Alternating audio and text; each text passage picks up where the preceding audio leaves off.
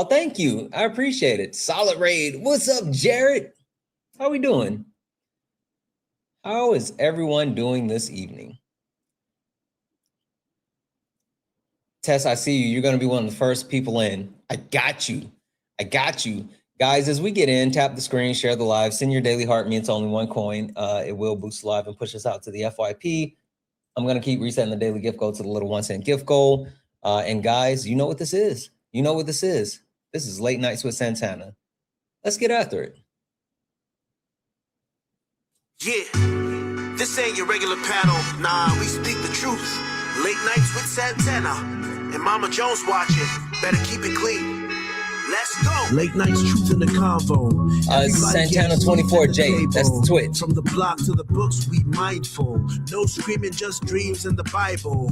One mic, one voice, we build bridges from the heart of the hood to the world's big issues. Politics, pay, different cultures. But the real ones listen before they rebuttal. Late Nights with Santana. Yeah, Mama Jones watching, so keep it grown. Ain't about flexing, this is purpose zone. Santana hold it steady when it might get hot. But we ain't here to fight, we here to connect the dots. Yeah. Late Nights with Santana. You already know. Late Nights with Santana. Late nights, no static. No highlight reel, just the soul's reflection. No shade throwing, just connection. From streetwise truths to deep reflections, we turn hard talks into blessings. They say they run a game, we build new rules. We here to heal, uplift, and break the old rules. They kept us boxed in, divided by fear. But you find us lined up when the truth appears. Yeah, weekly topics, hearts wide open. No judgment, just motion. Real ones are talking, no cussing. Cause Mama Jones still watching, no fronting. Yeah. Late Nights with Santana. You already know. Late Nights with Santana. Late nights, no static. Yeah, Mama Jones watching, so keep it grown. Ain't about flexing, this the purpose zone. Santana hold it steady when it might get hot. But we ain't here to fight, we here to connect the dots. Mama Jones watching, so keep it grown. Ain't about flexing, this the purpose zone. Santana hold it steady when it might get hot. But we ain't here to fight, we here to connect the dots. Weekly topics, Hearts wide open. No judgment, just motion. Real ones are talking, no cussing. Cause Mama Jones still watching, no fronting. Yeah. Late Nights with Santana. You already know. Late Nights with Santana. Late Nights with Santana. You already know. Late Nights with Santana. Late nights. Late Nights with Santana. You already know. Late Nights with Santana. Late nights. Guys, welcome in. This is Late Nights with Santana. Guys, this is a panel discussion. So if you are interested in joining the conversation, get in the box. We are going to start bringing people up here in just a moment. And this week, we are talking about finding your community. And when I say finding your community, we're talking about a couple of different things. First and foremost, we're talking about online spaces and community. How are they positive? How can they be negative? What do they look like? We're talking about tribalism. What does that actually entail? And how does that actually impact people? Being social outcasts, what does it mean to actively look for your community on an online space only to be rejected? And last but not least, throughout later in the week, we will be talking about connecting and building. How does that actually look to build an online community? And FYI, we will be talking about taking an online community offline. So if you are interested in joining the conversation, this is not a left versus right, he versus him, a red versus blue. No, it is not. This is a panel discussion. This is an online conversation and all voices are welcome. So if you are someone who wants to actually join the conversation, if you have anything that you would like to talk about when it comes to online spaces, online communities, how they actually exist, all of these interesting things, get in the box. I'm going to start bringing people up. But if you are in the chat, hey, hang out, do the good things, tap the screen, share the live, send your daily heart if you have not done so. It's only one coin. It will boost the live and it will push us out to the FYP. Also, make sure if you share the live, that's cool. Share it out once or twice, but make sure you repost the live. The reposts really help. So make sure that you actually repost the live. Again, I'm going to start bringing people up here in just a moment. And as I bring you in, guys, please, please, please mute yourself. As I bring you in on the conversation, please mute yourself. And then we will go through doing an introduction. So as soon as you get up on the panel, ensure that you are muted. And then we will go ahead and start bringing people in. There's a couple of people that I know we had to let go early last night. So I'm going to get those people in for sure. Boom. Let's see. Is there anyone else from last night that we had to get off early? Okay. I think those are the people from last night. So from here, let's go ahead and get a couple more people in just to join the conversation. So again, guys, as we get in, please mute yourself and we will go through a quick introduction. Please, please, please mute yourself and we will go through a quick introduction. Let's see here.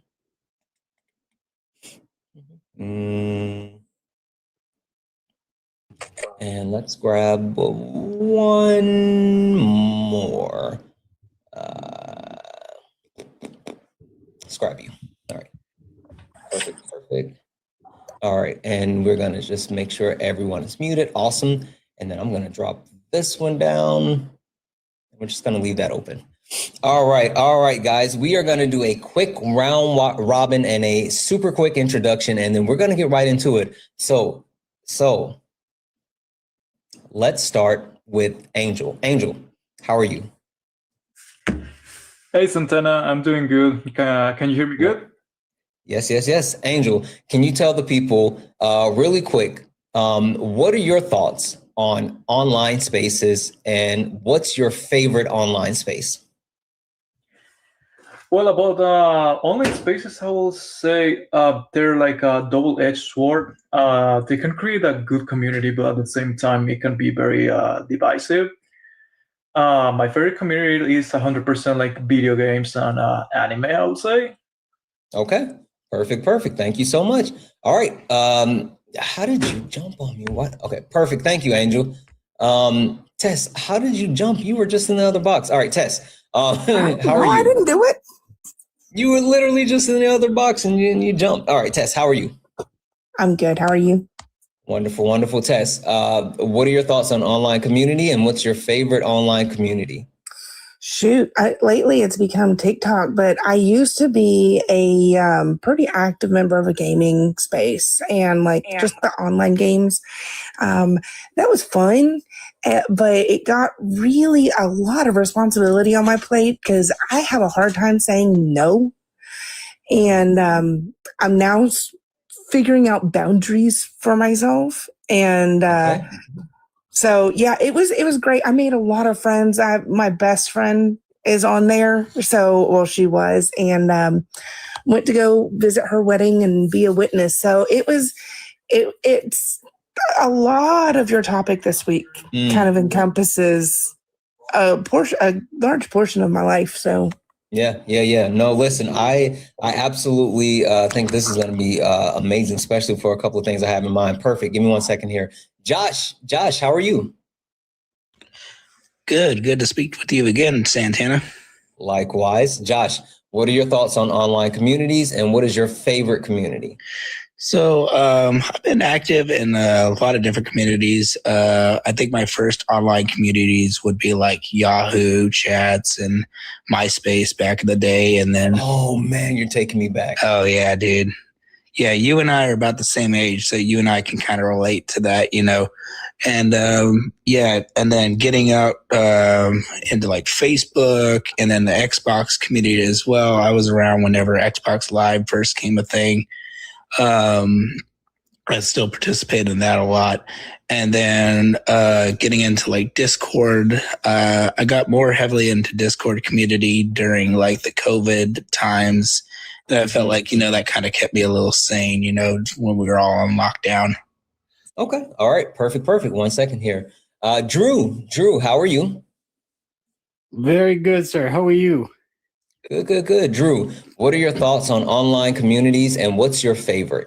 At the moment, I think it will probably have to be TikTok. Definitely interesting. It was a big part of Facebook when it first came out.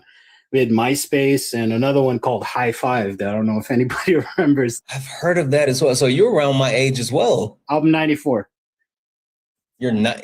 You're 90. You're not 90. You mean No, you were not- born in 94? Not yet. 90. I was about to say, there's no way you're 94. Okay. Yeah, you're not that far off. I was born in 87. Okay, cool. Yeah, we pretty much, I guess, grew up around the same age. Like I remember when Facebook, you had to get an invite to join in. It was that exclusive. I remember, listen, back in my day, Yeah.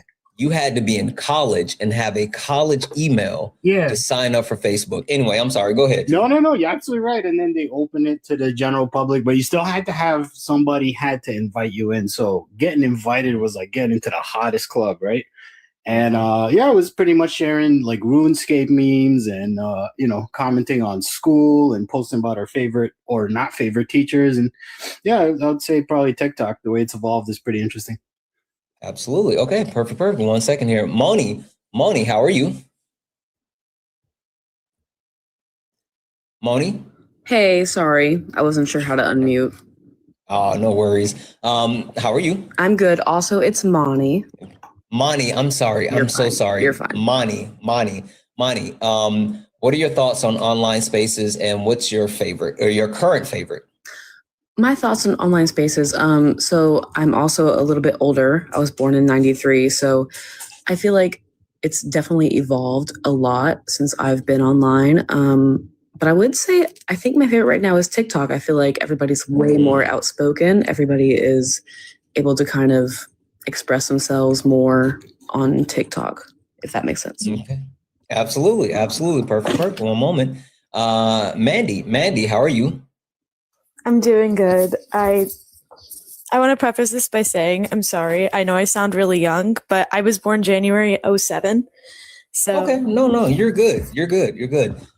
Mandy, what are your current thoughts on online spaces and what's your current favorite?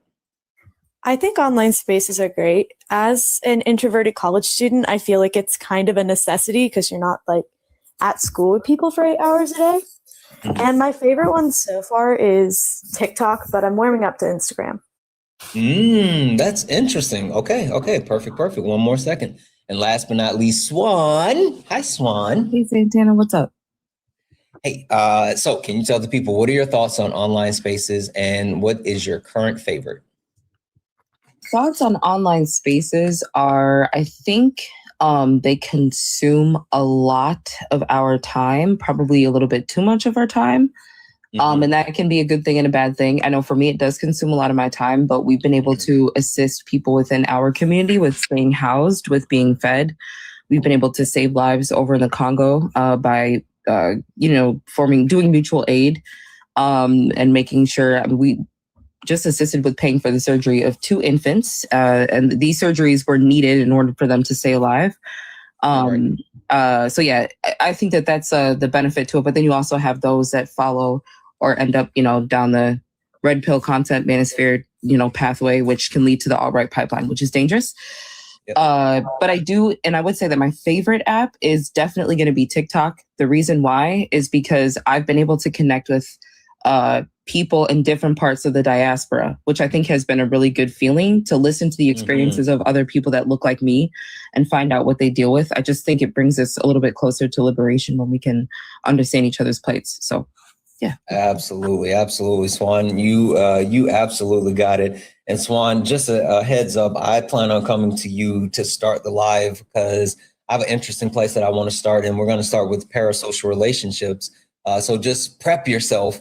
But guys, let's get into it. Quick reminder before we go too far. I want to let everyone know that here on the panel, please be mindful of TikTok friendly language. What does that mean? That means that we're going to use like words like pew pew, unalive, C19, mustache man, things along those lines to ensure that we not only protect your TikTok, but we protect the live.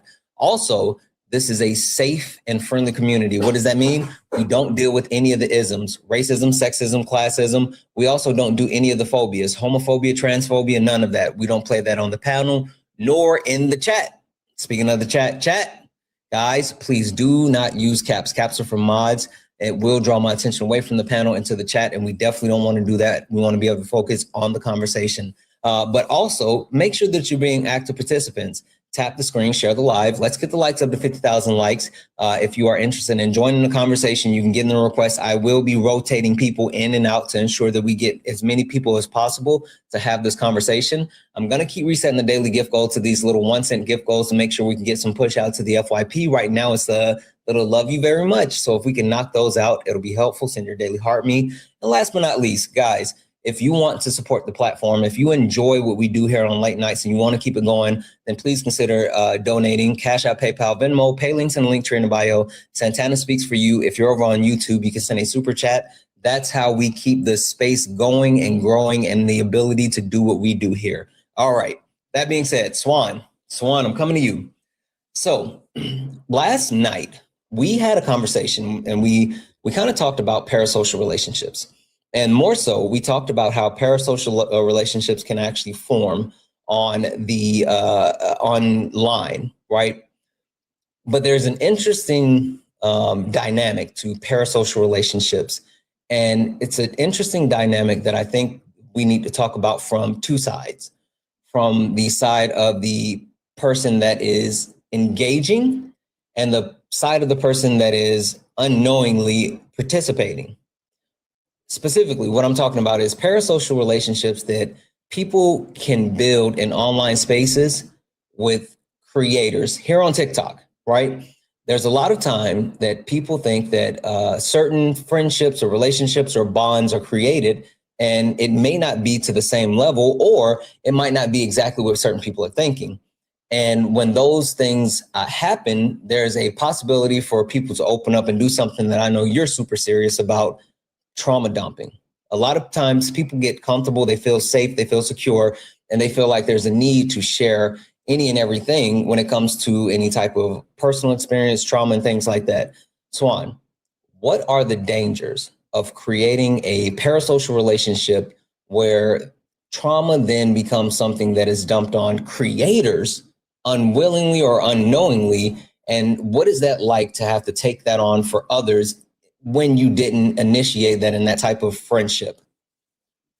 I think that ends up, it gets difficult because I know for me, I'm never going to like silence someone. I think it gets like, for me, I always set that boundary when we engage in discussions on my platform. I don't do hypothetical scenarios and I don't do like personal or individual experiences to avoid that. But we did have an instance where a young woman became very emotional. And in that moment, I never turned my comment section off, but I turned my comments off and just kind of allowed her to get it out because I think that she needed to get it out. But it was because of how like heavy and intense her reaction was. It did give me a lot of anxiety afterwards because I was trying to like figure out if she was okay. And, you know, I just wanted to make sure that she was all right after she left the panel. But I will say, like, in that instance, I let it go, right? But I think in other instances, I usually try to stop people from oversharing, just because they may end up saying something and then, you know, first of all, they could trigger the audience, you know, so I'll let them know, like, we've got to be careful with what we share online. It's not to take, you know, to diminish or minimize their experience, but, you know, somebody could potentially use this and weaponize it against you. And we don't want to see that happen, you know, and then I'll refer them to other places that are safe for them to actually share that information. That's usually how I handle it. But there was one instance, though, where it was a Black woman from the UK who had dealt with a lot of trauma living in Ireland. And I don't know if you guys know, but the hate crimes towards non-white people have gone up. It's the highest that it's been in over a decade. So in that moment, it was difficult, but she needed to get it out, and I didn't want to stop her. So I let her get it out, and then yeah, it's tough though. It is difficult being the creator, because then you take that on. And if you're in this for the right reasons, like yourself, like me, like Athena, or, you know, other content creators, it's going to bother you. It's going to impact you, you know, intensely. So, but yeah, that's my experience. Yeah. I know, like, for me personally, I try to always make sure that I'm fostering an open and welcoming, not only personality, but space. And I have a bad habit of taking on a lot. Like, I have a bad habit with not saying no, right? So in a lot of situations, people can reach out and I'm just like, yep. And then certain things happen and I immediately want to jump in and help.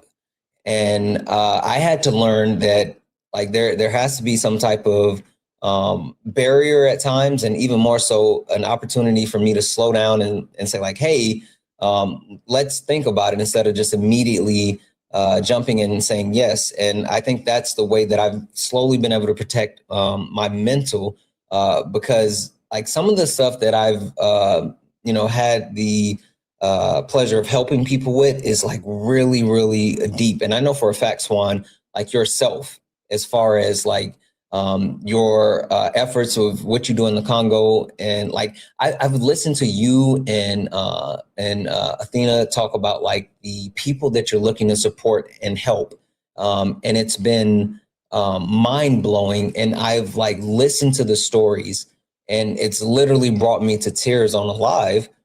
And I just don't. I think about how that would impact people like you or other creators, where you guys are getting that information directly and from multiple places. Can you hear me? Yep. I got a phone call. Can you say the last part of what you were just saying? Yeah, I was just saying I couldn't imagine how that feels for people like you and Athena to be getting that type of information, not only from the people that you're helping, but from other places where people are just reaching out to you because they feel like you're just someone that they can trust and they can share this with. It does get very, very intense. I think like my emotions are always gonna come out, but then I try to find a way to channel that emotion. I think like knowing what the circumstances are for people that are in the Congo, and when I hear about somebody's situations, or even like when El Fasher fell to the RSF, I saw a lot of images that a lot of people didn't see. They were unfiltered and uncensored. And I'll be honest, I was probably like in distraught for like over 24 hours.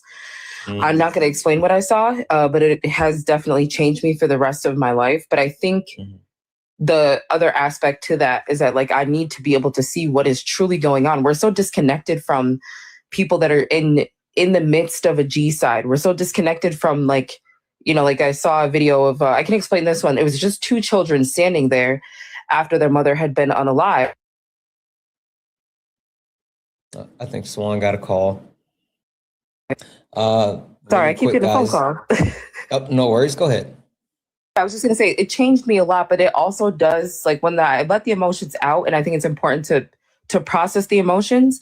But I always, after I process them, like put a plan in place to figure out how I can assist with this. You know what I mean? So it's hard, but I do think it's important to see what is actually happening at the same time if you can't handle it. Yeah, absolutely. Absolutely. Perfect. All right. One moment, Swan. Mandy, I'm coming to you. You said that you were born in 2007, right? Yes, sir. And so does that mean, are you still 18 or have you turned 19 yet? No, I turned 19 in January. Okay, perfect. So as a young person, growing up in an age where social media and online communities have been even more prevalent, it's been not only acceptable, it's been pretty much necessary to be able to build community online and create friendships online. Have you personally or know someone who has created a parasocial relationship where they may think like, hey, this is my best friend, or this is like someone that I'm in love with, and the person doesn't necessarily know that person along that lines? And how did that impact the person that actually created that parasocial relationship in real life? I'm trying to think, because I can think of I guess for me, it's just trying to figure out like where that line is between like somebody just being a fan or being someone who like engages with the content being created and somebody being parasocial. So in my mind, I'm just trying to figure out that line. I could definitely say that I grew up a lot around like Taylor Swift's music. I was born in 2007. So when she was coming up with like a lot of her music, etc., right? That's when I was growing up, right? And I feel like there were some times when that kind of became like definitely not just me, but like the whole community would become a little bit parasocial. And I feel like that's definitely something like, that's just one example of things that I've seen growing up for sure, was stuff like that. And I see that not just with like people of that level, but like even just sometimes when I'm sitting here and I'm watching you, Dean and Parker, right? I can kind of see little moments where people do kind of start to become a little intense. And I would say parasocial. And that's just from an outside perspective. So.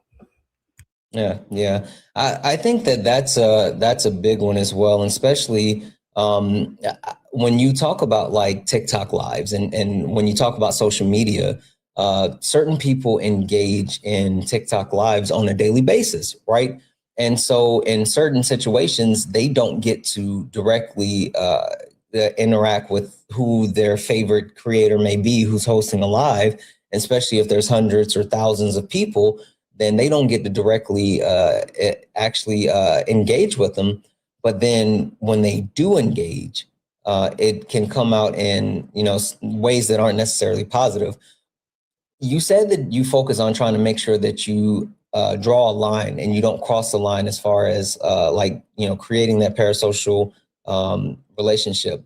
What's one, like, if I would say like this is the checkpoint that you make sure that you feel like if you get to this point and you're like, oh, I'm doing the thing. What do you think that is for you? Like, is there any like flashing light in your head where you're like, I need to pull it back?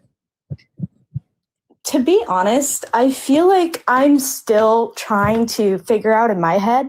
I think one specific thing, because I just started watching your guys' lives in September, right? Like you, Dean, Parker. So I feel like to me, my line was making sure that obviously back when I was a huge fan of a lot of these pop artists, right?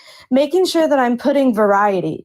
Because if I find myself engaging with a content creator or a certain artist too much, I find myself not just starting to feel like, okay, maybe like this is getting too much, right? For me personally, but also feeling like that repetition might not be good, like for me and my enjoyment of the content from my side of it, right? So I can take a step back to kind of renew that. And I feel like that helps. If I find myself repeating something I like so much, right? Like a certain song or listening to a certain artist, and I find myself getting exhausted of it, that's when I know I need to take a step back for sure. Yeah, no. Listen, there's no harm in recalibrating and making sure that you don't overindulge. So I completely get that. Perfect. All right, one moment here. All right, Tess, coming to you. I want to kind of take your thought. I want to get your thoughts on bridging the gap between the two from the standpoint of a mother, right? Sure. How? Because I'm sorry. How old is your daughter, Tess? Around what age? She's 15. She's actually sitting in front of me. Oh, that's what I thought. That's perfect. That's what I thought. So Beth how says is a hi, mother? by the way. Hi. Hello. How do you make sure that your daughter, who's at that age where those parasocial relationships can form, how do you know, or how do you guide them to make sure that they don't fall into those pitfalls and understand like where the line is when it comes to enjoying something or someone versus like building an unhealthy connection with that?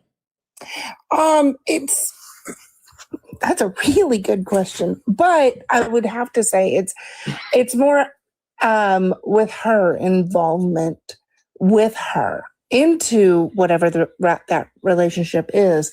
For instance, with her, she's very into specific games and she's involved in the communities within the games, right? One of our favorites is this game, Cookie Run Kingdom. And they will do these collabs. And so she loves boba tea. We went to a boba tea place that they were doing a collab with. I was there with her. They asked if she wanted to have her picture taken, and it's like, no, let's not do that. But she did have her picture taken with some of the mascots, and that was fine with our own personal stuff. She could share that if she wanted to. It's just making sure that she realizes that this is a game at the end of the day.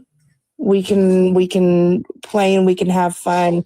She gets the merch and it's fun and it's enjoyable, but hey, here's real life. Here's where we've got to bring back our focus to.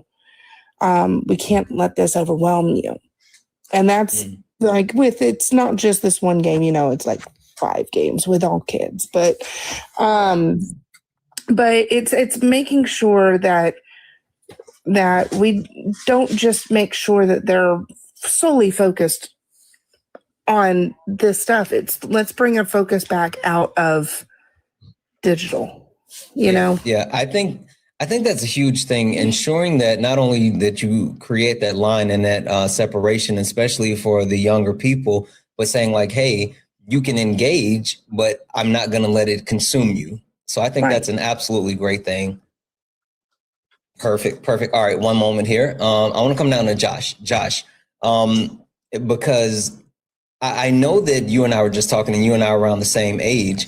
And Josh, the interesting question I have for you is, what do you think the shift in dynamic is when it comes to like how social media used to be? Because if you look back, there used to be a premise of like online chat rooms, right? Mm-hmm. That was all the rage, but those things were dangerous. I mean, like people were engaging with any and everyone.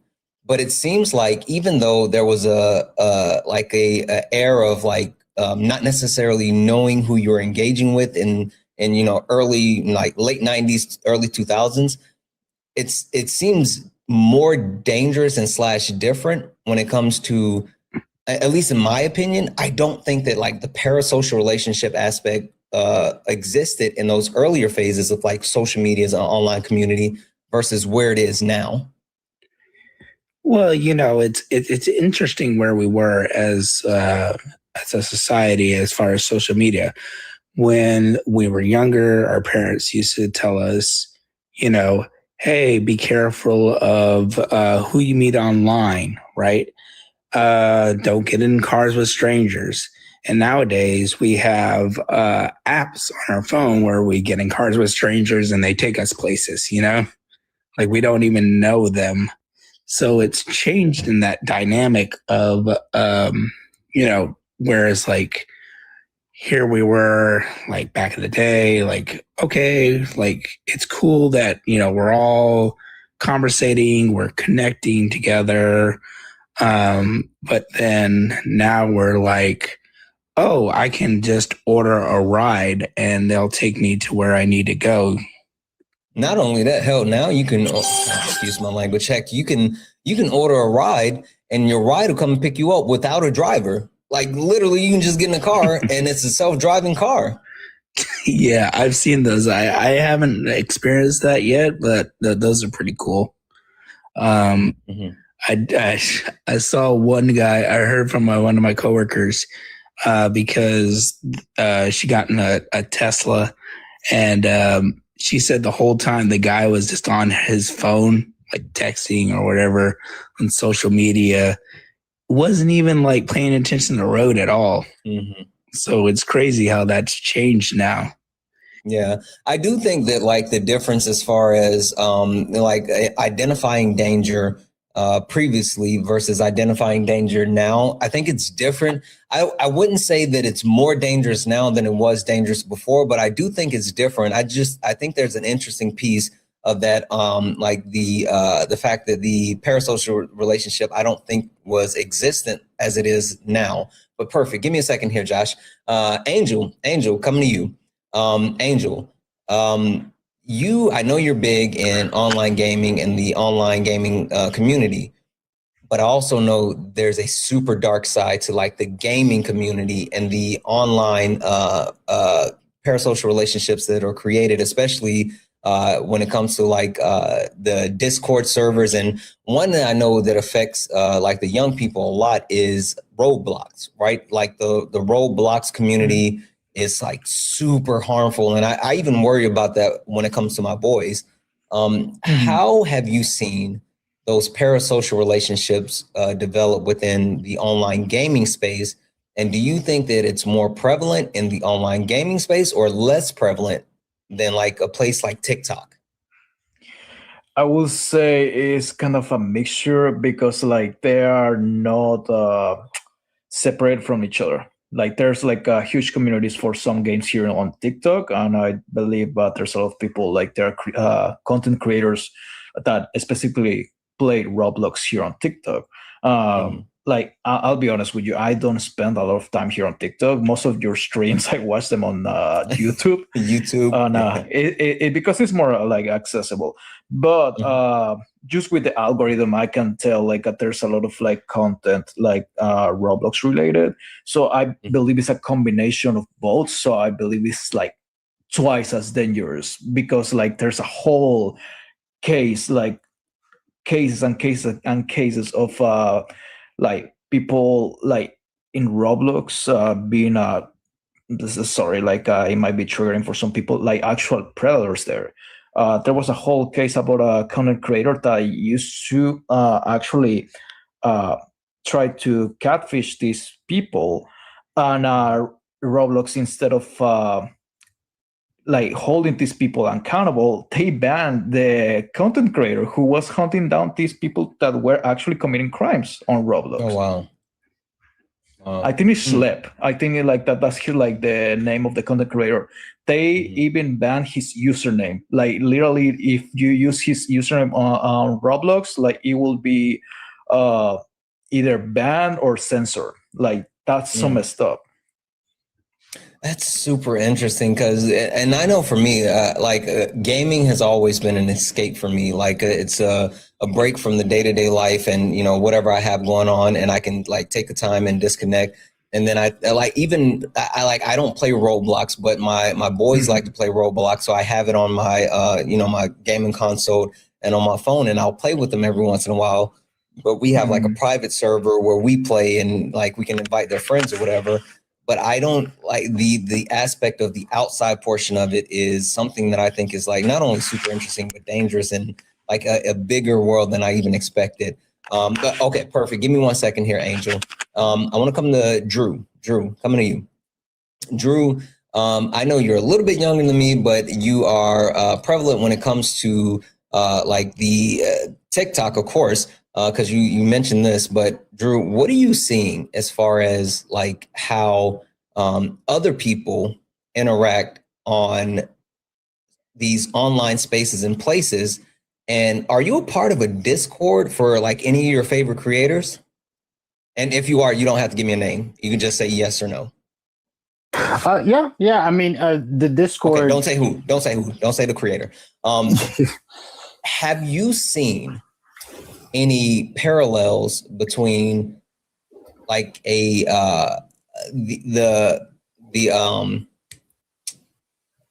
toxic aspects of Discord bleeding into like TikTok or vice versa? Like, have you seen that connective line, or what do you see when it comes to online spaces and then actually taking it into a Discord server?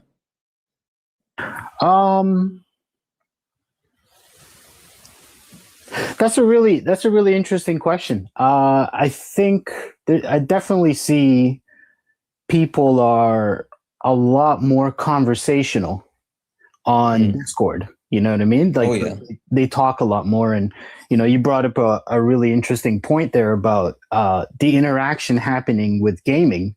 With gaming, you're playing against people. There's a back and forth. There's sort of an activity going on. So there's a little bit of, I think, socialization going on there. Whereas with something like TikTok, like we didn't really grow up with too many social medias. Like Facebook came around, I think when I was like 14, roughly. And around that time, that's when people started going crazy about, oh, you got to add me as your friend, you know, and all this kind of stuff. And the thing that I was actually just talking to a friend about this. When we were growing up, you had the Nokia cell phones where you would text your friends. And let's say, you know, you're in high school, you would see like your girlfriend, you say goodbye to her. You know that you're not going to see her until the next day. And she knows you're not going to see her till the next day. And so there's that element of missing somebody. You got to meet the person. You know what I'm saying? You didn't get to check their pictures on your phone. You didn't get to see their stories and see what they were up to. You had this sense of like imagination, like, oh, I wonder if they're thinking about me. And I feel like if you got bored at home, the only choice you had was to leave your house and go connect with your friends and go to the mall and cause a ruckus. And no. Mhm. I'm sorry. Go ahead. No, well, I just wanted to kind of link it back. I wonder, actually, I tremble to think that opening this door to social media, to looking into people's lives, to looking into, I'm a firm believer that whatever you practice solidifies, whatever you think about grows.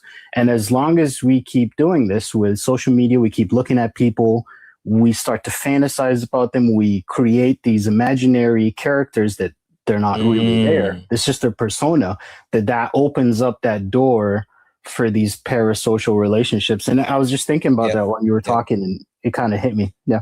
Yeah, no, absolutely. That's always been one thing that I've been worried about when it comes to social media, is like putting that genie back in the bottle, because I don't think there's an opportunity to do so. But even more so, I think you're spot on as far as your analysis, as far as like the separation between missing someone versus instant access. But I think that's who we are as a society. But perfect. All right, Mani. Hold on. Am I saying this right? Mani. I'm so sorry. I have to go, but thank you for having me. I hope I can join another night. I'll tune in to sparring tomorrow. Absolutely. We'll be late nights will be happening again tomorrow night and Thursday night. So if you're free, you can join. Thank you. I appreciate you all. Have a good night. Thank you. Absolutely. And also, guys, Debbie's in the chat for a random citizen who sent a $2 super chat to say thoughts on Fredverse, Blue Sky, and Mastodon. I don't know those other two, but I'm on Blue Sky. It's okay. Sorry, I don't know much about those other two. But Debbie's in the chat. Thank you so much for the super chat. Also, guys, if anyone would like to support the live, if you enjoy the space, if you enjoy the community, if you want to keep this going with late nights, please consider supporting. You can do so: Cash App, PayPal, Venmo, pay links and Linktree in the bio. Santana speaks for you. If you're over on YouTube and you want to support, you can send a super chat and I will read that out. Everything is accepted. Anything's appreciated. Moni, right? No, Mani. Mani, Mani, sorry. Mani. All right, I want to kick it to you. Mani, overall, any thoughts from you as far as like the desire for people to create those parasocial relationships? Because I know that it's something that not everyone falls into, but it seems like it's prevalent enough where it seems like anyone could fall into a parasocial relationship. What do you think is maybe a catalyst or a pitfall that people need to watch out for? So do you mean like why people kind of want to fall into these kinds of relationships? Yeah, you can say why or just like how, or anything that you may think that drives people towards it. Oh, I think it's definitely the culture, like now. Like, so I grew up, like I told you, I was like born in 93. So it was kind of like the introduction of like the online era, right? Like we were online, but it wasn't prevalent. We still went outside. We still hung out with people. We still had dial up. We still called people on the phone. But like now everybody is only connected through the internet. And it's like, I feel like people don't understand that you can have a relationship outside of on the phone. Like you can actually go out and play with each other. You can actually go out and have fun. But now it's like everyone's so scared to like kind of be themselves, I feel like. Because there's like that level of like judgment, like you're different, you're weird, but you can be yourself online. Like everybody online will accept you. You're always going to find some kind of group online that you can fit into. And so instead of like trying to go out and find those kinds of relationships, you can find them online. And so I feel like that can be a pitfall, that can be a problem because you're not actually going out and interacting, but it also could be a good thing in some ways too, because you're also finding people like you. Yeah. That's one thing that I have said about like online spaces and community. You have an ability to connect with so many people. Even Swan called it out earlier, like being able to have access to different people across the diaspora. It's something that allows us to learn and grow and connect. It's just like when you have those boundaries and those lines. But okay, perfect. 1 second here. Joel, how are you? I'm fine. How are you? Wonderful. Joel, first and foremost, thank you for joining. This is a freaking awesome opportunity for a perspective that you can give that no one else on this panel could. And I have like some crazy good questions for you. But before we get into it, I would like to know, what are your perspectives on online communities? And currently, what's your favorite online community? I feel like it depends on what you're referring to. Are you referring to like where I talk to my friends or where I like communicate with followers? Well, see, think of, well, let's say a friend, because I don't want you to go to that spot yet. I'm going to take you there. But just like as a person that engages, not necessarily like, creating content or posting or things like that, but just a space where you just like to engage for like personal use, not for content use. Yeah, probably YouTube. I like watching some of my friends' videos. Okay. But like not political videos, like just entertaining videos of them just doing stuff like comedy stuff, or like, some of my friends, they like to blow stuff up on YouTube, and I like watching that, shoot guns and stuff. Okay. All right. Perfect. All right, Joel. I'm going to take you in a little bit of a different direction, because we started off talking about like the parasocial relationships that are created, and myself and Swan was able to give kind of a perspective as far as like people who reach out to creators, and then they like communicate overshare, right? Whether it be trauma or whatever the case may be. And we talked about like how it looks on multiple ends and different things like that. But you have a unique perspective because you are a recognizable person, right? You not only are you a someone who's recognizable online, but you are a person that is now recognizable offline. And so those parasocial relationships shift for people like yourself, right? There are certain creators who can no longer just like walk into certain spaces and it's just the same. What do you think about that dynamic as far as not being able to just enter any space, not because you're afraid, but because you have to be aware of like the parasocial relationships that people may create, whether it be positive or negative, and then also being cognizant of like your family, because that's a whole different layer if you're out in public with your family. And now there's people who may either be like, oh, I'm a super fan, or someone's like, oh, I hate that guy. How do you deal with that? Yeah, no, I very rarely ever have people come up to me and tell me that they hate me in real life. I live in Florida, and I live in a very red area, and that doesn't really happen. But what I am concerned about is like, because the people who are chronically online, often many of them are like sometimes socially outcast. They think they have a relationship with you because they watch your videos, and then they'll come up to you and they'll say something or do something that's just like wildly inappropriate for a public interaction. How do you deal with that? Or you like walk out through your gate to your mailbox and somebody's by your mailbox to be like, oh yeah, I watched your videos and I waited all night to see if you would come out. And you're just like, okay. So what do you do in those situations? Because and the funny thing is, I'm not huge by any stretch of the imagination, but I've been in some public spaces with people who are online who have large followings, and I like we're in a place where someone's coming up to them every couple of moments, and I'm like, this is getting weird.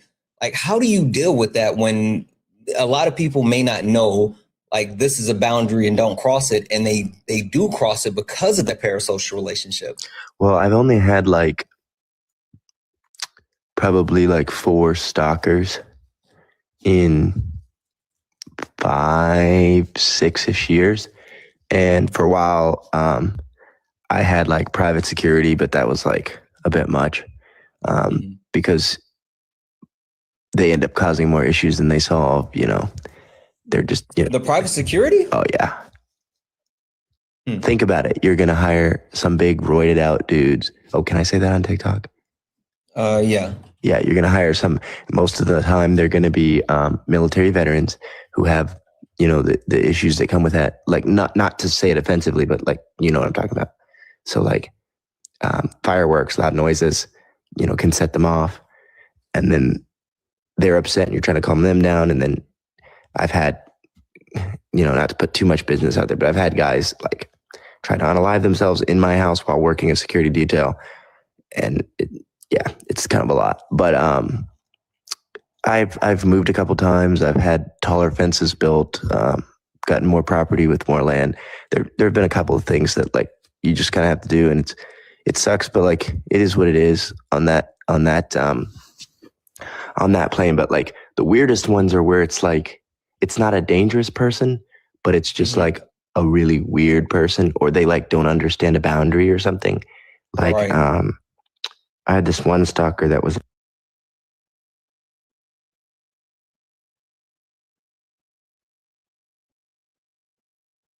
I don't know what happened.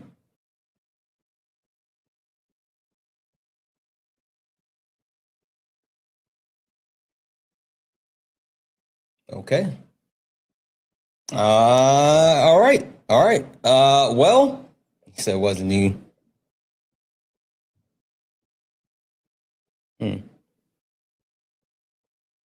Okay. All right. We'll keep it going. We'll keep it going. We'll keep it going. Yeah. I think that there is a huge discrepancy when it comes to understanding like those boundaries and what is or is not acceptable. The things when it comes to people being able to cross those lines. I think that's super dangerous. And I think that understanding that when you are in that aspect or in that space, as far as like, oh, I am putting myself in public, I'm doing this, I'm doing that. Like it's a whole thing. 1 second here.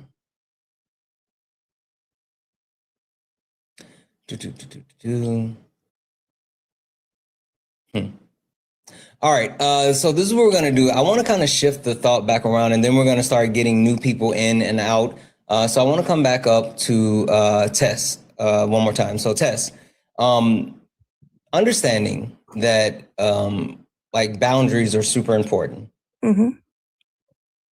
What do you do as far as creating boundaries to make sure when you interact with people online that no one crosses those boundaries and end up pulling you into a parasocial relationship? That's really hard. I've had to work at it for sure. I have always been like one of the super friendly people. Like I'm a people pleaser. I've called myself before a doormat, and not in a negative or not in a positive way. And I'm overly positive, but I've had to kind of pull back on that and get a little snippy sometimes, and just not really even snippy, just be like, go professional mode, I guess. There's the happy, personal, kind-hearted person, and then there's professional me. And when I'm professional me, I'm like, okay, this is how it goes, and this is what it does, and blah blah blah. The professional mode, I think people more understand from they understand that, okay, this is somebody I'm talking to who's kind of no nonsense, more than, and I get that they still want to be maybe people pleasing to me because they think there's something they can get out of me. And sometimes that is the case, but I've had to also limit myself. It takes a lot of work on yourself to place those boundaries personally, especially with how much of a people pleaser I am. I got bent over backwards for people before, and I hate doing that because then I feel that those relationships, even for me, are just not real. And I prefer the real relationships. Mhm. So it's more starting off the professional way. And I mean, when I say professional, I don't mean like legitimately professional. I mean like not cold, not warm, but just in the middle.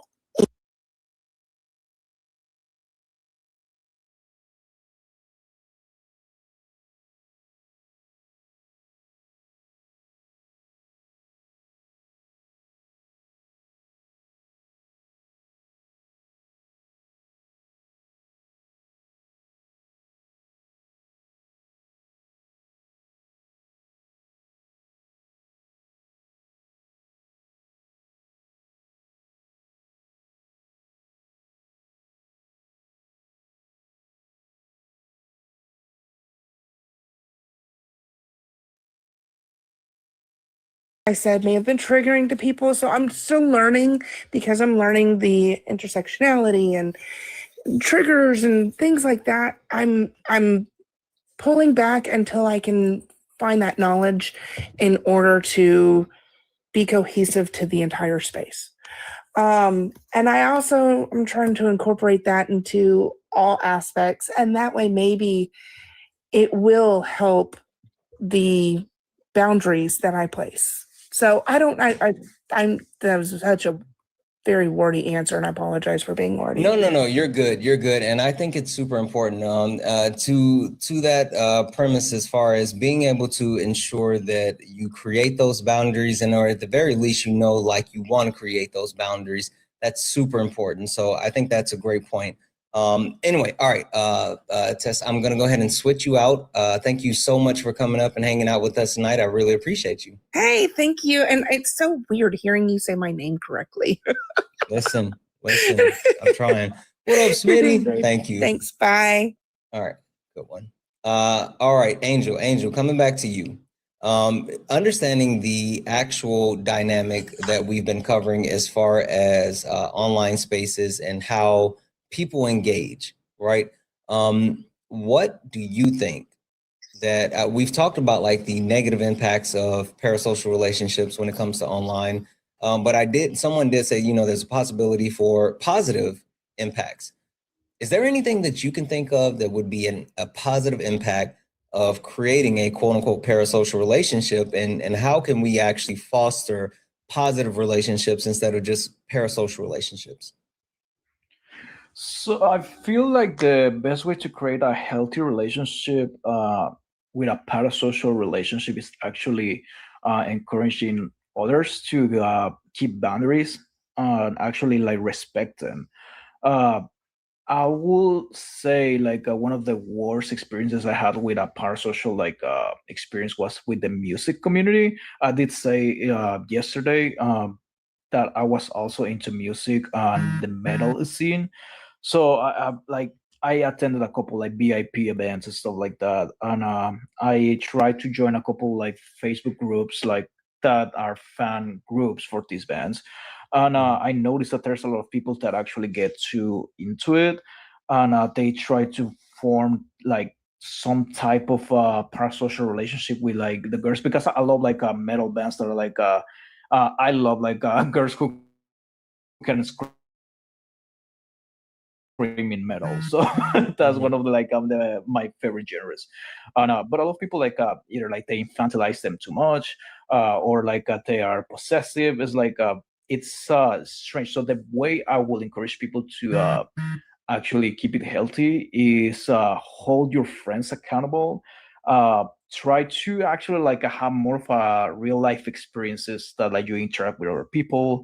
And but I feel like the whole reason a lot of people like get into this rabbit hole, well, multiple rabbit holes, is because the algorithm. A lot of people is really influenced like because the algorithm pushes more and more content of something that they like, and that's like also related to content creators, which creates this whole like small reality for some people that like get way too deep into it.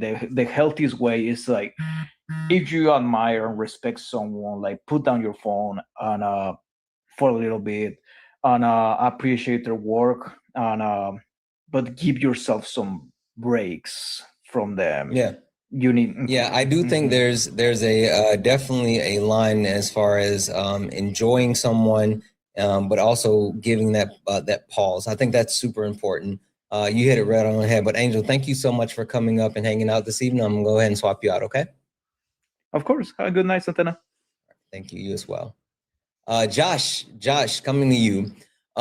Josh, and I hate to kind of like stick you back in this rabbit hole, but I do want to kind of come from your perspective as far as like growth and development, right? And more so just having an understanding as far as like the what we're seeing right now in social media. For the most part, it's not new. Online communities, it's not new, but the way that people engage with it is very new. What advice would you give any young people, maybe your 18-year-old self, if you were dropped into today and you had to deal with this current online community and spaces? What advice would you give yourself in order to ensure that you didn't get caught up in parasocial relationships? Oh my gosh. I mean, you got to be careful when you're out here in the online community because it's way different than being face to face in person and stuff like that. Because you don't know, at the end of the day, you don't know the other person that you're talking to. A lot of times, like right now, you just see my profile picture, and I can see you, but you can't see me. And I see a lot of these people like that. And I used to watch quite a bit of Catfish, so there's quite a bit of danger whenever it comes to who we talk to online, especially who we're talking to or venting to and stuff like that. Like I know we were talking about like just people like talking about their traumas and stuff like that. You got to be careful about it because once it's online forever, right? Like, text message and everything. It's not just like speaking to someone unless it's recorded, right? If I'm texting someone, even if I delete it, it's still out there forever, right? Mm-hmm. So you have to be careful with who you're speaking to online. And one of the closest people that I have in my life right now is my girlfriend. And I met her online, actually. We met on Xbox Community. We used to play this game called Sea of Thieves together, and I met her through there. And, before we started really getting serious or like engaging and stuff like that, I said, hey, let's video chat because I feel like that would be a real good connection. I could see your face.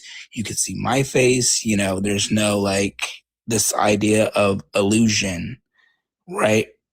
And it's not like I'm talking to some old man in his mom's basement or something like that, Yeah. And I think that there's a lot to be said to that as far as not necessarily knowing who you're connecting with, but then also remembering like just because you are making a decision in the moment doesn't mean the decision that you make in the moment will stay in the moment.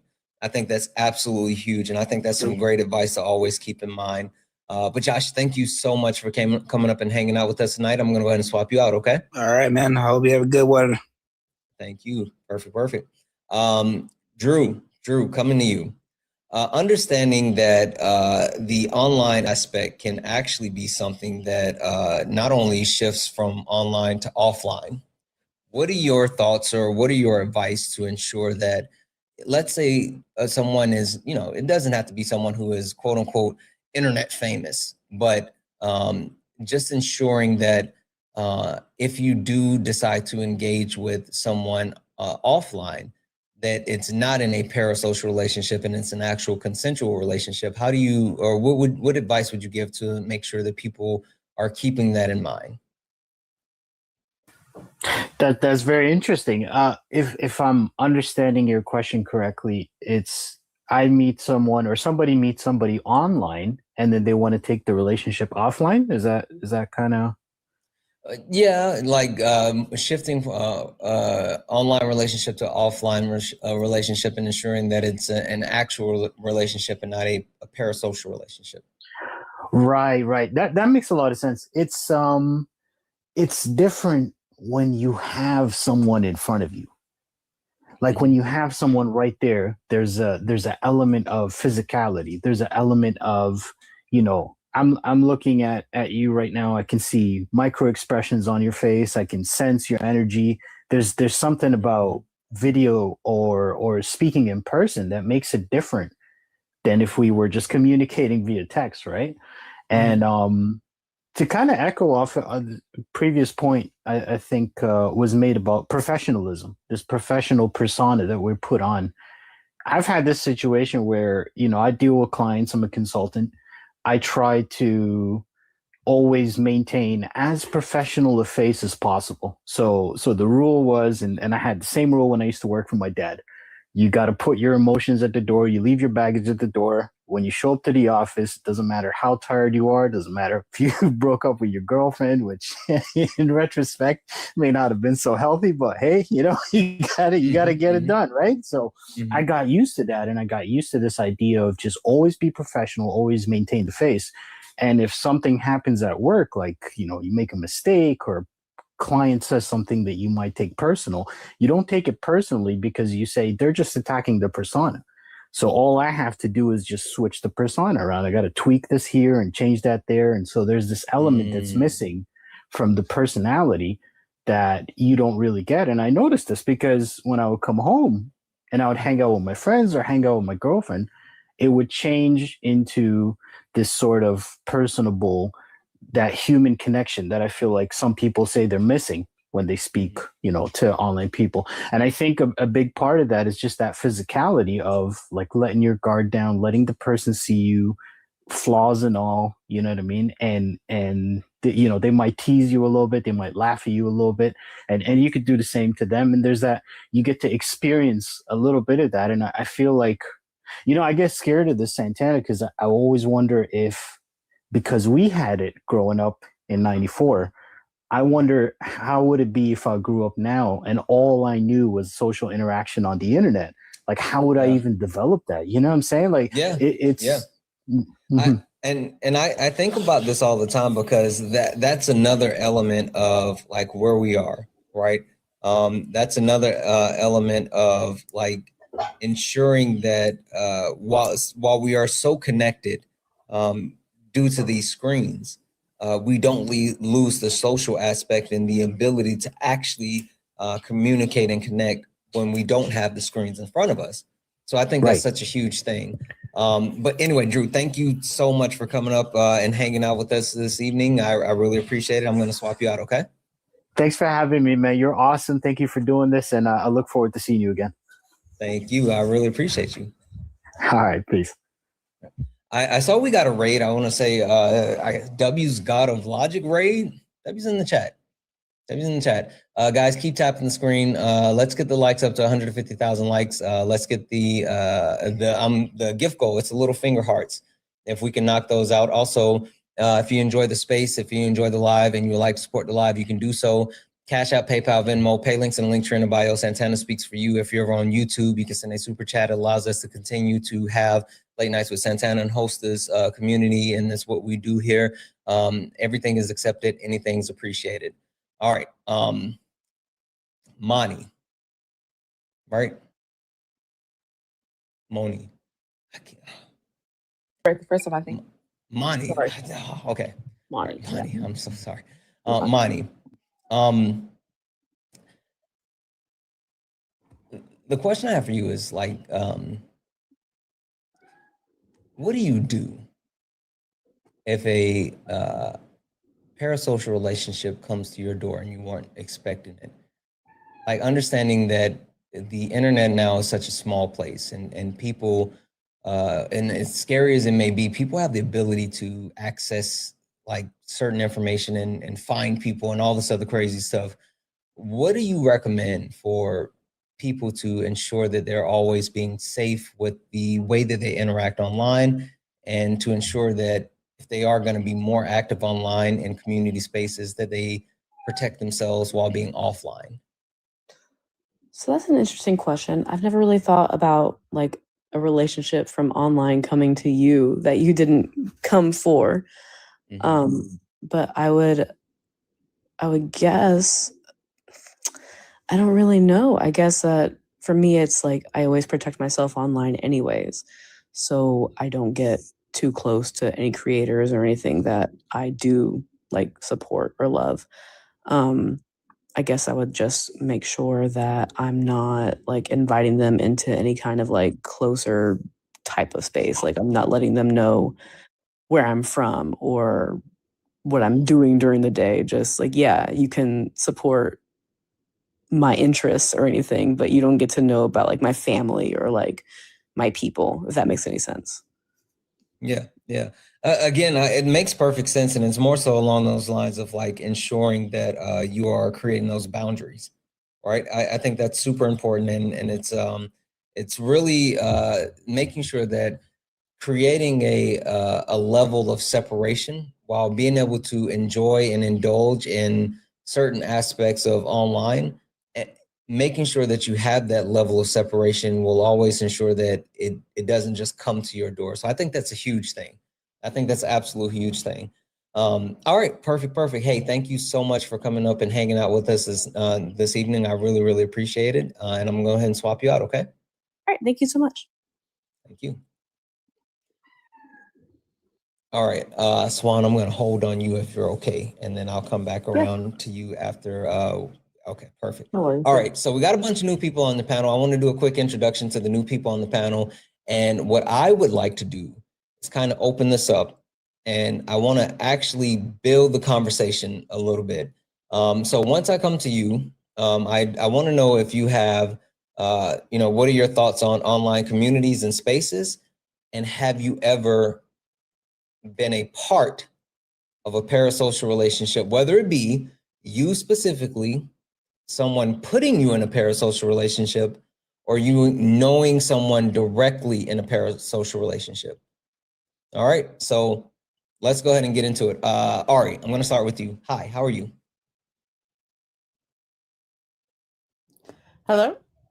Hi, Ari, how are you? Hi. Can you hear me? Yes, I can. What are your thoughts on online spaces, and have you ever been in or around a parasocial relationship when it comes to online spaces? And when you say parasocial, meaning how? Parasocial meaning that you are or someone is connected. One second here. And I'm glad W's in the chat for Corey. So a great call out. Clarification: a parasocial relationship. The definition: parasocial relationship is a one-sided attachment, dangerous communication, and two-way manipulation. Those are two separate things. So a parasocial relationship is one where you have some type of a relationship, but there is an extension of that relationship that is not in place, right? Meaning that you may see me online and I may have spoken with you before and like, hey, how are you, Ari? And to you, you're thinking, oh, we're best friends. But to me, I'm like, okay, that's, Ari, they're cool. I met them one time on a panel. And so building that different level of connection, and certain people do it where you talk about like celebrities and how people may obsess or build these like big relationships in their heads with these celebrities, things like that. So those are parasocial relationships. Yes. And I think I've done it. I have been. I don't want to be like politically incorrect, but I think it's happened to me as far as with self-help groups, which can happen in my experience, especially as far as AA. Like I've done it in person, I've done it online, I've met someone online, and they're like, hey, I can help you. And I've linked in with this person, and it was totally toxic. it was totally toxic, totally inefficient for me and my mental health, stuff like that. And especially now knowing that, and I have an 8-year-old and she plays online games, she plays Roblox, she plays stuff like that, and it's almost like I'm almost like I don't want to be this way, but I'm almost like the hover parent for her because I don't want her linking in and saying, "Hey, are you feeling this way?" Because this is how I was drawn in. And are you feeling this way? Or do you feel this way? I can help you with this, or I can do this for you. Stuff like that. And I think that's a lot of how our kids are just getting drawn in. Like I just think a lot of our children are just feeling lonely. They're not connecting. They're not doing the things that old well, I'm 46. So it was if you wanted to meet a friend, you went to the park, you know? Yeah. Um Yeah. you No. played on the swings. You know what I mean? Yeah, absolutely. And you know, it's super interesting that you say that, Ari, because I wanted to make sure that I gave more of a concise definition when it came to parasocial relationships. And one of the studies that I have been reading over is a study that was completed by Harvard Health. It's called "Do Parasocial Relationships Fill a Loneliness Gap?"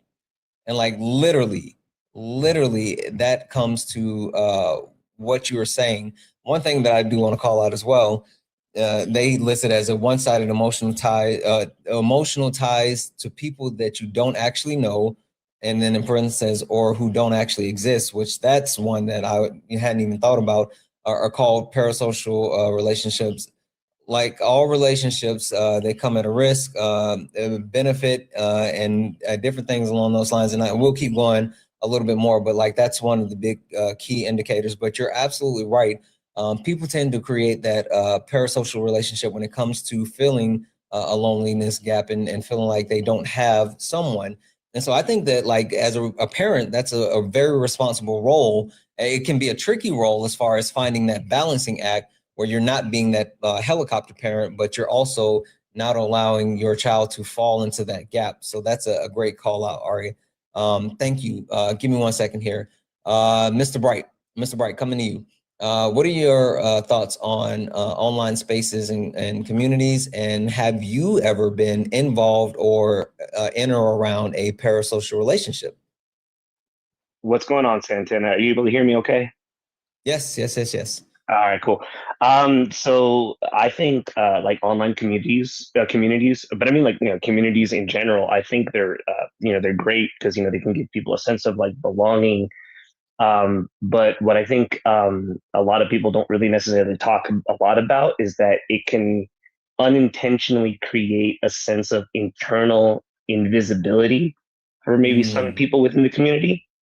And when it comes to like parasocial relationships, I got something that might be interesting.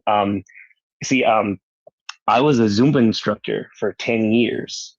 And I kind of like looking back on it, I can kind of see where I might have engaged with like some parasocial relationships with like some of my students. Because like, yeah, because like, growing up, I've never really felt like I've been heard or like my voice ever really mattered a lot. So whenever I would come across like one of my students who would be like, "Hey, how's it going?" I end up being like blabbing like anything that I can get out, because it's like anybody who will listen. Like, you know what I mean?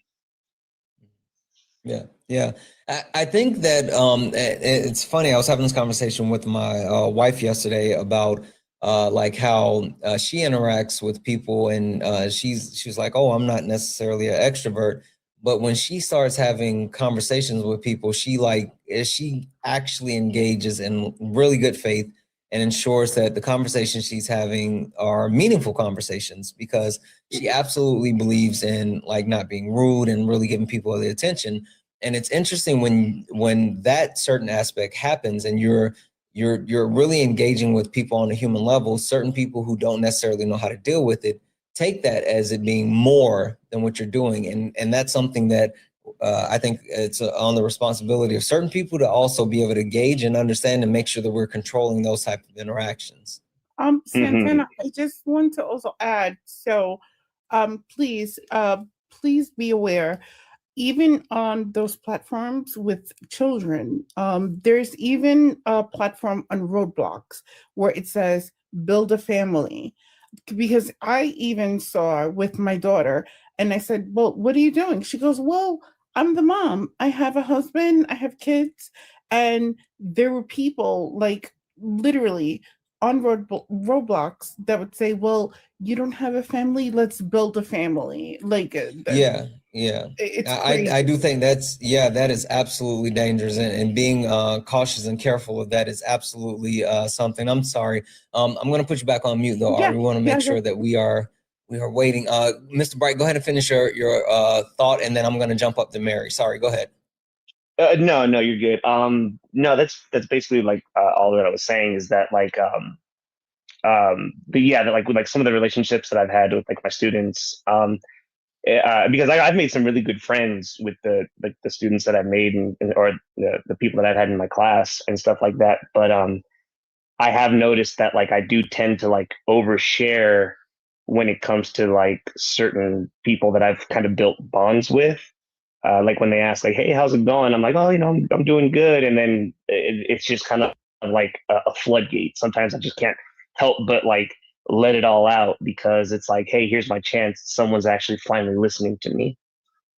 Yeah. No, absolutely. And I think that's like I said, our responsibility to ensure, because you don't want to thank you for the star map. You don't want to shortchange anyone in an actual personal relationship, but you also don't want to send someone down a rabbit hole where you may not have intended it. So that's a whole thing. Perfect. I'm going to come to you, Mary, but really quick, I want to say, guys, W's in the chat for Courtney. Courtney sent a $10 donation and said, thank you for hosting this conversation tonight. Courtney, absolutely. Thank you so much for the love and support. I really appreciate it. And guys, if anyone else would like to support the live, if you would like to support the space, if you enjoy what we're doing here, you can support at Cash App, PayPal, Venmo. Santana Speaks for You. If you're over on YouTube, you can send a super chat and I will read that out. Mary, coming to you. Understanding the actual dynamics of how people can jump from one parasocial relationship because of communities to the next, right? Kind of like being across path with multiple communities. You could be in an anime community, you can be in a gaming community, you can be in a sports community, you can be in a political community. And there's people who take advantage of understanding like these communities don't always cross over. Right. How do you ensure that if you are welcoming someone new into your online community, that they're not someone that's going to perpetuate harm on the other community? Is there anything that you look for to ensure that like they're not coming in with harmful intentions, or they're going to create harm through the creation of a parasocial relationship? I think for me, the biggest thing for me is I've learned to be, because it has happened to me, several different times. And I think for me, I've learned to be more cautious and watching people's behavior and the way that like a person will act or the way a person will say things to me to try to be more impressive. And it's kind of like that's a big no-no. That's a big kind of like turn off. And it's kind of like, not only am I wanting to protect myself, I'm wanting to protect, my family and people, who I love, and I don't want people like that being able to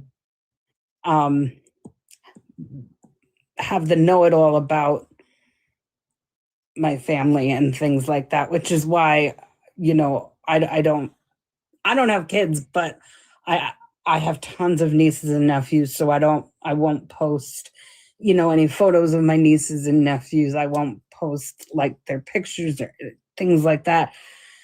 because you don't know what you're walking into, to be honest. And that's on any platform, really. And I will say that I include Zoom on that too, because you don't know what you're walking into with people. And it people can be really, and I'm saying crazy creative, and I don't, I'm saying that in the nicest way, but people can come up with the most odd things that you would ever think of. And I'll give you the example that I grew up in, the boy band era, from being a little kid with,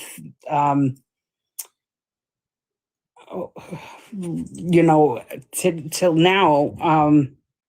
I grew up in the boy band era, and a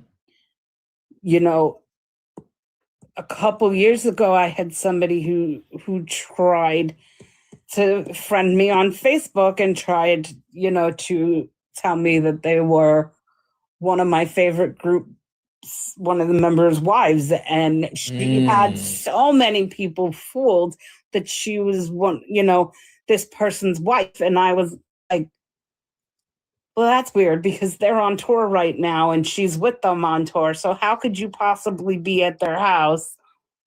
And it was like the story just didn't make sense. And the more she kept trying to feed into this story of how, and it was like, no. Yeah. And it was just way too easy to expose it. And it was like, no. I was like, yeah, and I think to your point, that happens a lot, right? Where people they have these people that they look at in a certain aspect, a certain way, and they feel connected to them, and so they're willing to accept those parasocial relationships that other people can manipulate. Yeah. Other people can come in and say hey, I'm Beyonce. If you send me $500, then we can hang out, and that's an environment that's created as well by parasocial relationships. And that's definitely it. I've had somebody do that to me, that they were, Joey Fatone from NSYNC, and if I had sent him X amount of money, we could hang out, and do whatever. And I was like, your number is a number from China, and this guy is currently in whatever state he was in. So why would I give you anything? Absolutely. I do think that there's not only an aspect to that where we have to be cautious and aware, but understanding how people use that or look to manipulate those parasocial relationships and perpetuate harm on others. Perfect. All right, one moment here, Mary. Chelsea, I'm coming to you. How are you? I'm good. How are you? Good. Hey, can you tell us what are your thoughts on the online spaces and community? And I'm going to kind of put it in a different way for you, or unless you've actually been in a parasocial relationship that you want to speak of. But I would love to know, have you seen any parasocial relationships that have not necessarily escalated to a point of danger, but a parasocial relationship that people have involved themselves in, and you could see it happening and you tried to stop it or tried to warn people and they didn't, and it just continued to grow?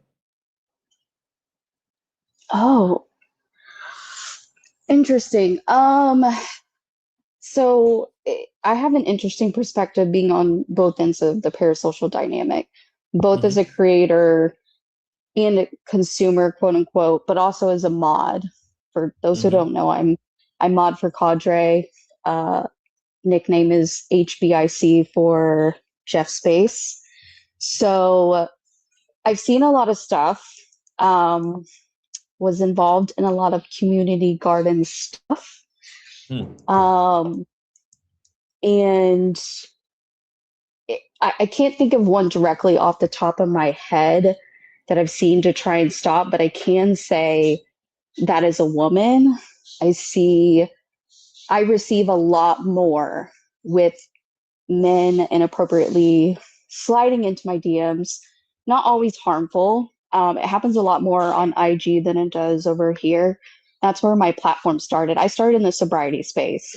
That's how I grew as a micro influencer. So as a woman, I get a lot more parasocial DMs and stuff like that.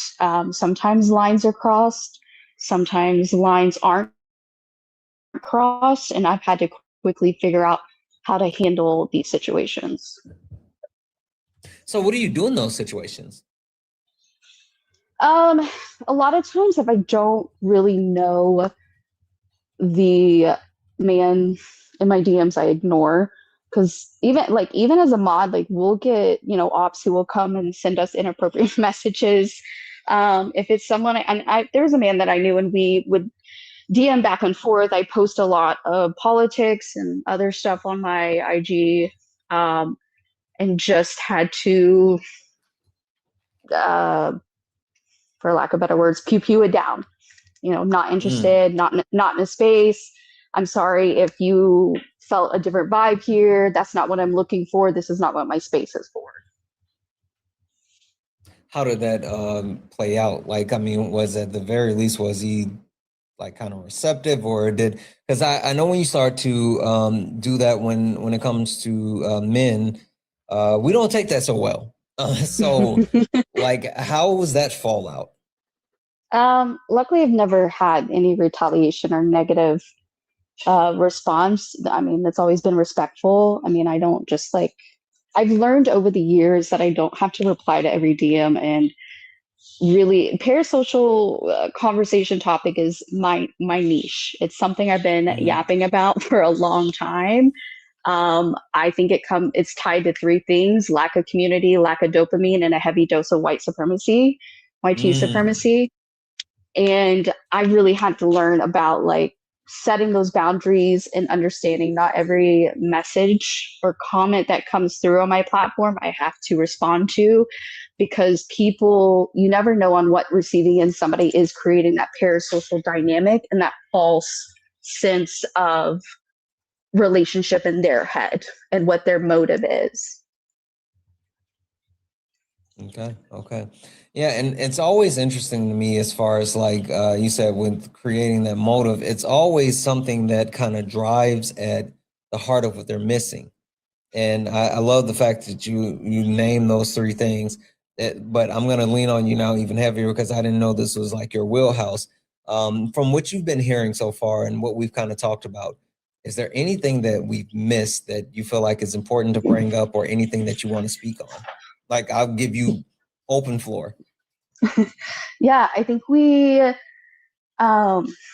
we're at right now with parasocial relationships, at the end of the day, is a symptom of fascism, a symptom coming from YT supremacy. And decades and decades and decades ago, we had free third spaces. And that's how community was built, how it thrived, how it was so much easier for people to have community. And if you had to guess, which president do you think they started to disappear in general and not be free anymore? I don't know. You tell me. Reagan. Why the late nights? Why is it always Reagan? Like it was always Reagan. It was always Reagan. All roads lead to Reagan. Yep. That is absolutely awesome. Yeah, I think that's, one of the biggest puzzle pieces missing here are those free third spaces. And because of capitalism, this really ignited with Reagan, those free third spaces disappeared in general. We used to have a lot of free,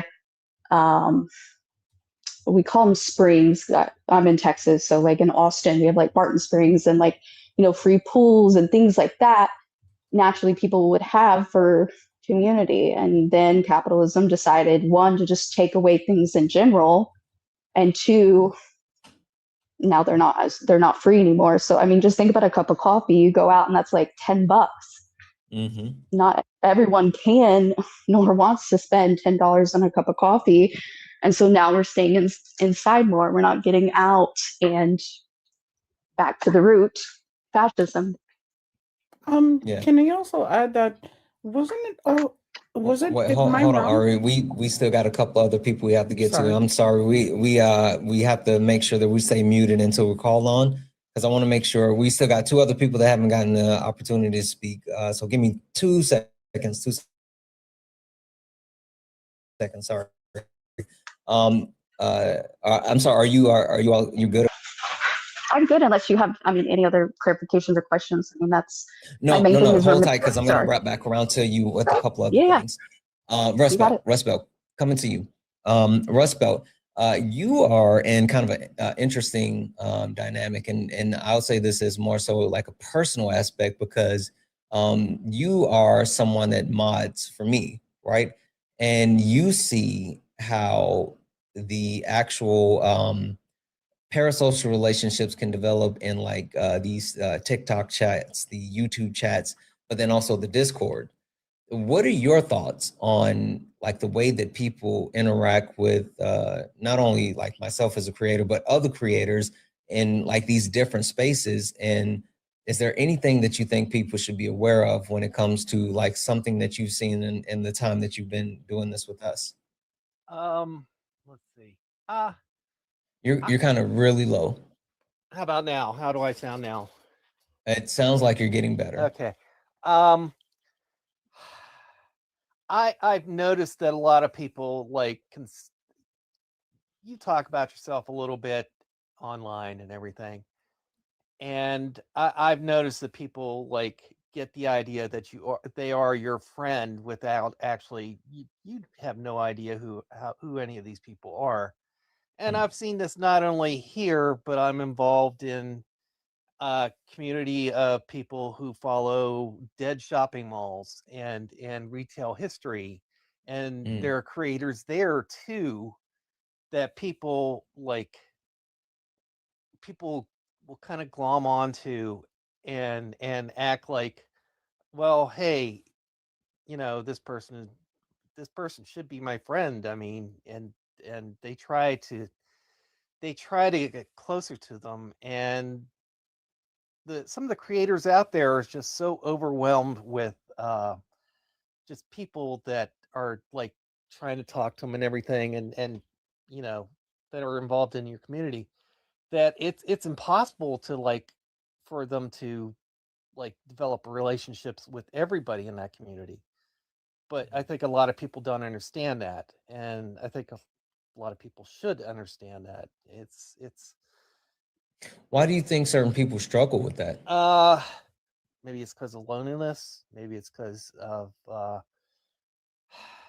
just a lack of being able to set boundaries with people. I'm not exactly sure, but it's a little troubling sometimes. My partner, he we were involved in a retail history group on Facebook, and my partner was pretty well known on there.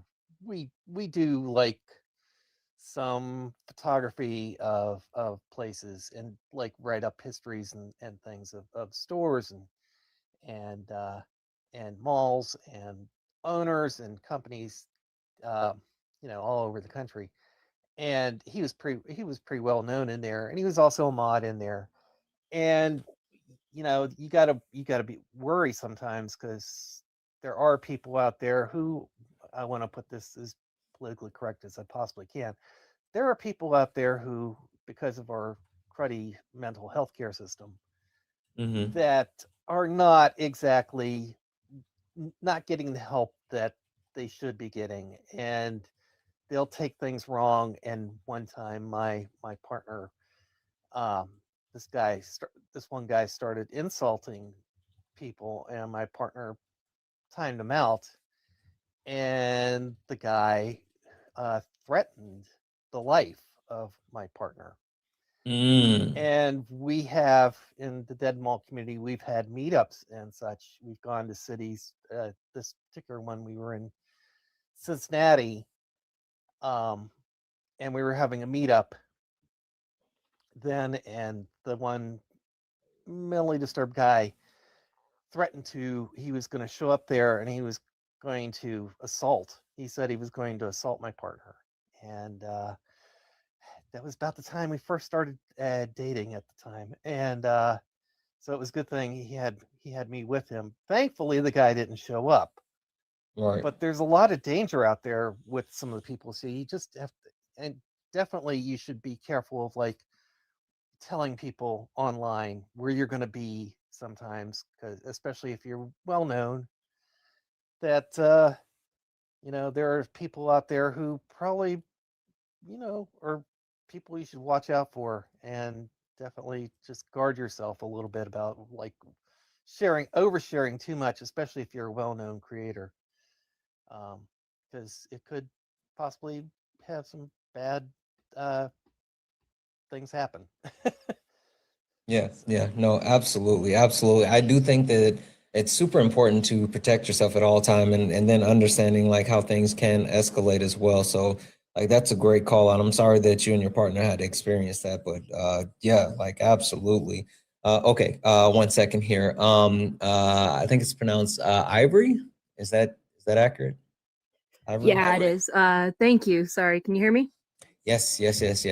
Ivory, one, you've been super patient. But two, I saw you hanging out yesterday and we didn't get to get you in. And so you've been able to consume not only the conversation that we've been engaging in this evening as far as like parasocial relationships, but the overall conversation that we had yesterday. So I want to kind of give you the floor to not only talk about parasocial relationships as far as your perspective, any interaction that you've had with that, but anything else or any other direction you would like to take it. So I'm just going to give you the floor. No, you're good. Thank you for that, by the way. I got onto you because I started watching you because of Dean and Parker, but I'm a 99s kid. But I describe myself as being somewhat of a community fox, unless I'm very, very comfortable with certain people. I'm usually just very quiet, but I'm still like watching things. And I've seen, it's like there's so many things that have happened in certain communities where parasocial relationships have just gone completely wrong.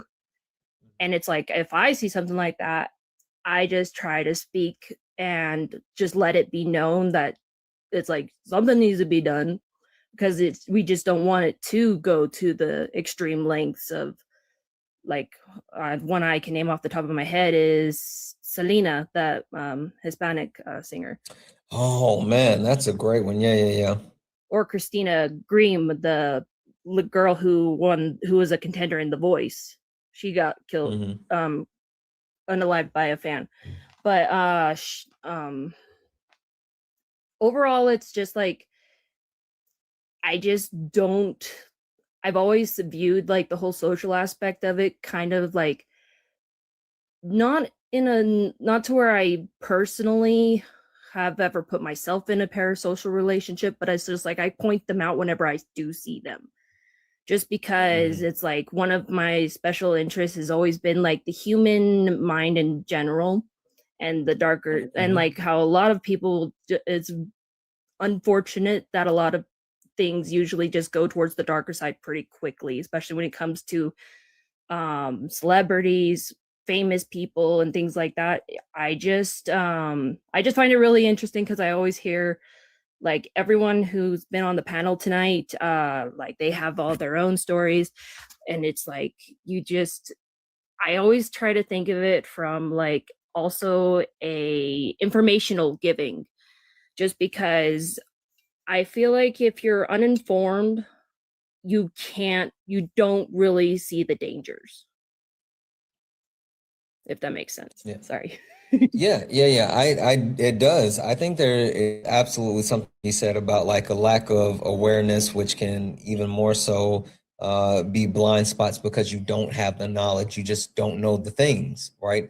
And so I think that is a huge thing to actually speak to. So I think that's a great point. Anything else that you wanted to add?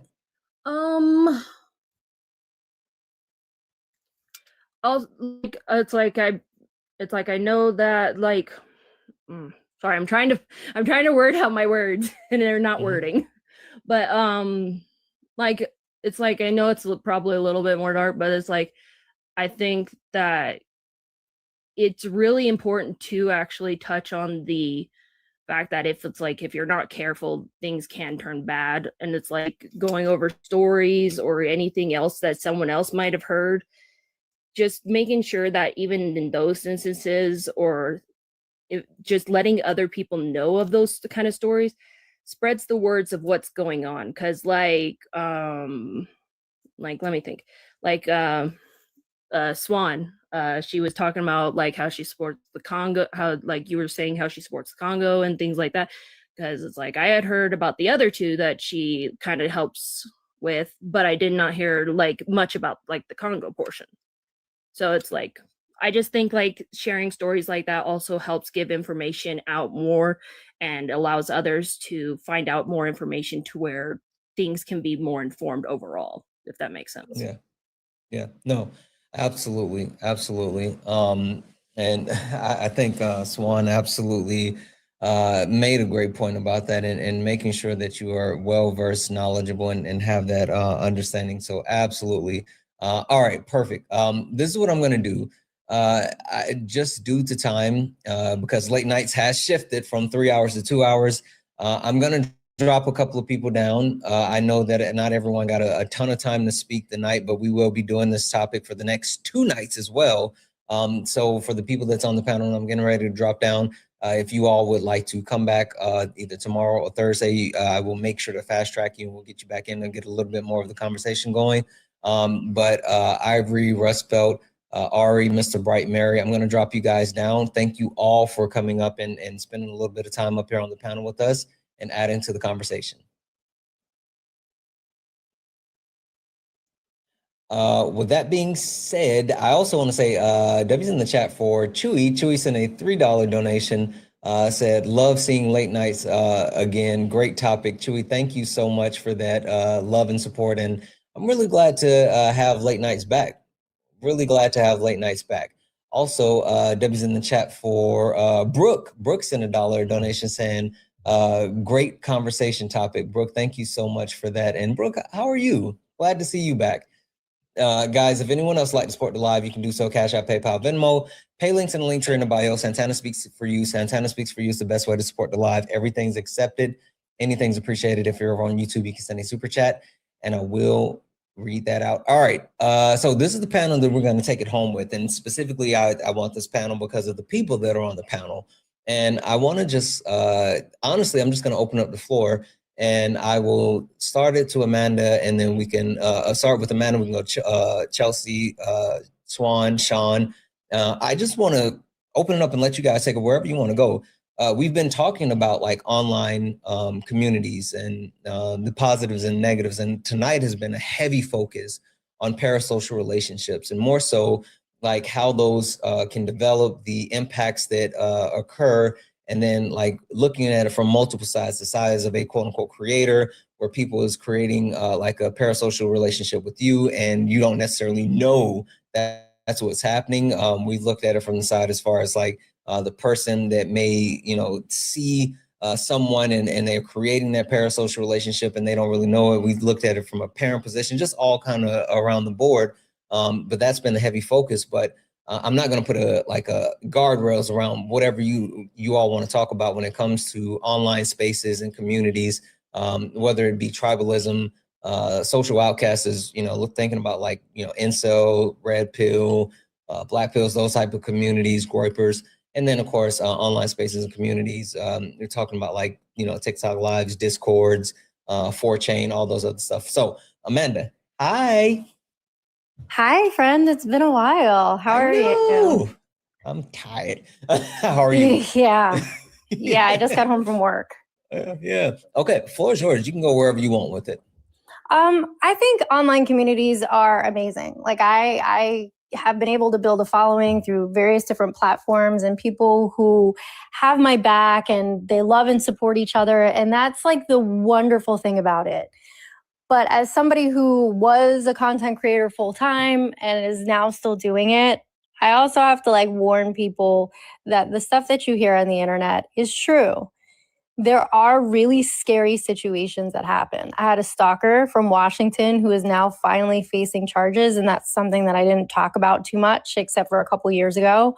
And I've gotten a lot of threats to bodily harm and doxing, but I have to say that when you build a community, even though the relationships are parasocial and can get weird, they really pull through for you when you need someone to talk to. They really pull through for you when you need support. Like, all of you guys have been there for me. And, I haven't met Chelsea in real life. I haven't met Sean in real life. I've met you, Santana, but it's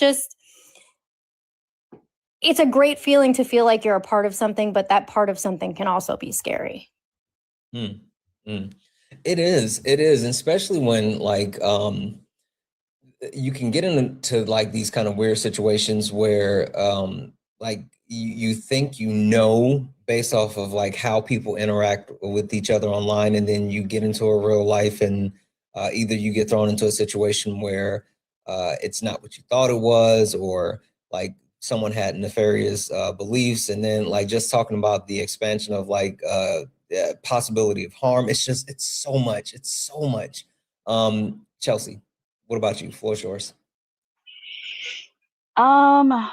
I agree with Amanda that online communities have a lot of benefits to them. I think they're great for specific niches and also relatability with things that may not be in what I call your physical community, your local community. I think both online and offline communities are important. I think offline now more than ever you need to have. We see what's happening.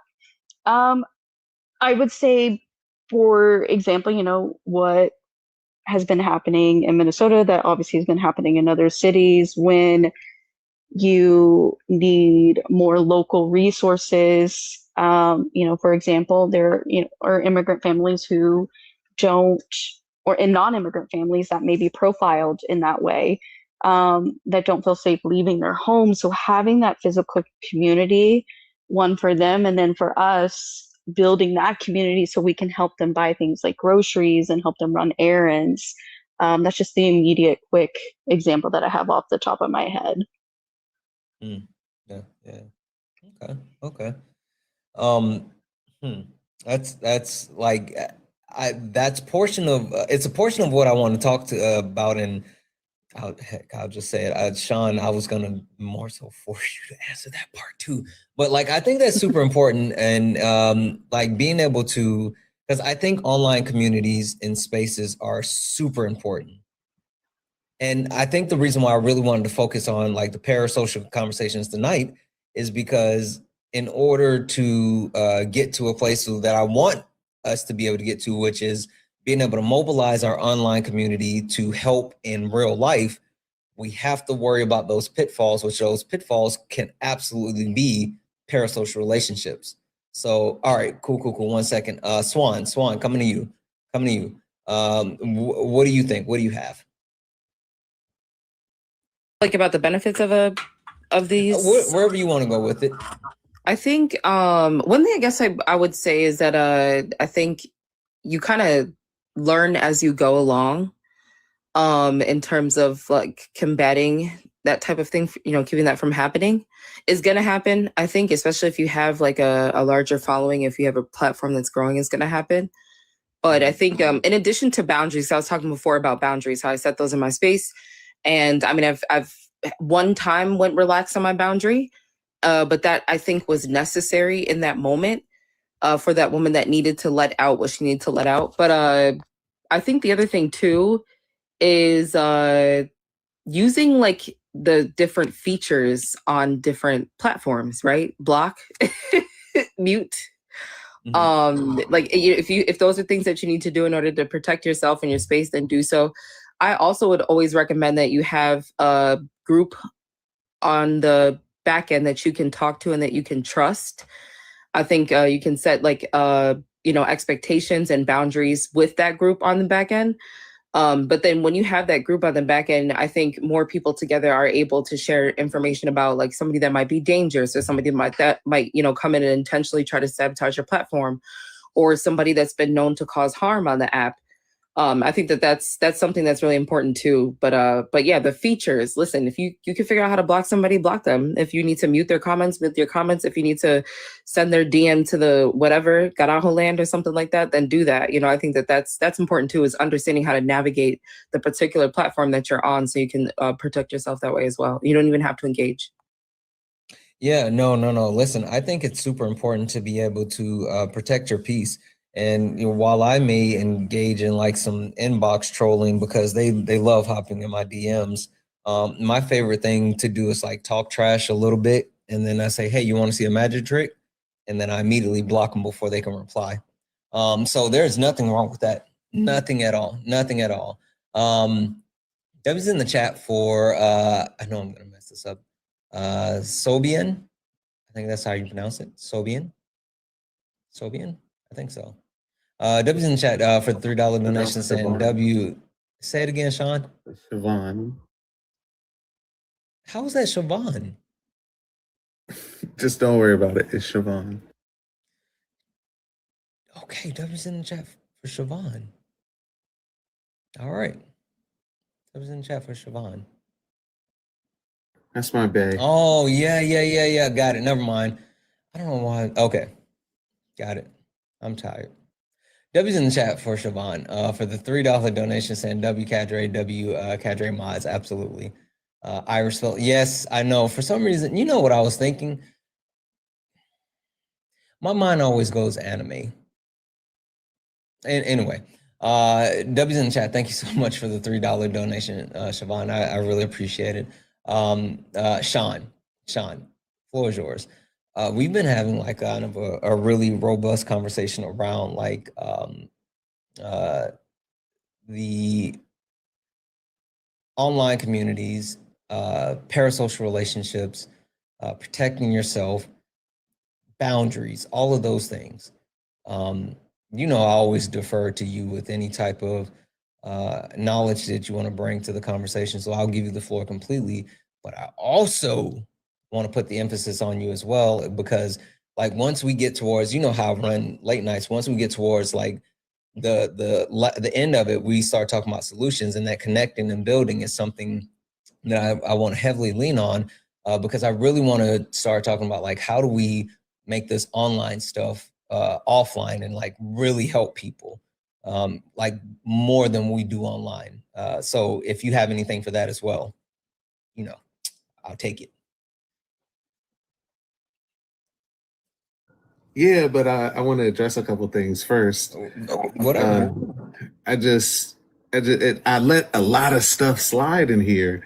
First one said take it up the back end, and then you said robust conversation, and then come on, that's not even one. Stop it. Robust conversation. Robust.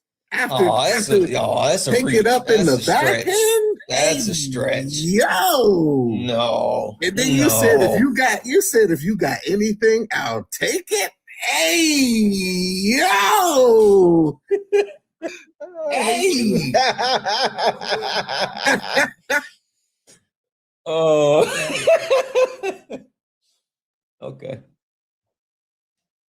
I said both ends too, Sean. I'm sorry. What'd you say? I said both ends. Both ends? Both ends. Yup, chat. You all are the worst. That's PG for me, though. What is going on in here, chat? Real late nights with Santana.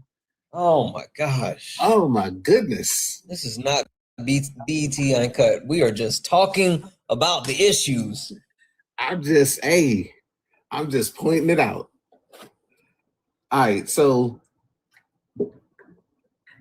I think online communities are actually really, I've done a lot of organizing online, like way more organizing than I could have done in like IRL. It's actually pretty tight because like more people are online, right? And more people who live around me are online. And I used to, I'm still on these streets, but I used to just like organize in real life, organize my workplace, organize like tenants unions, like around my neighborhood or whatever else.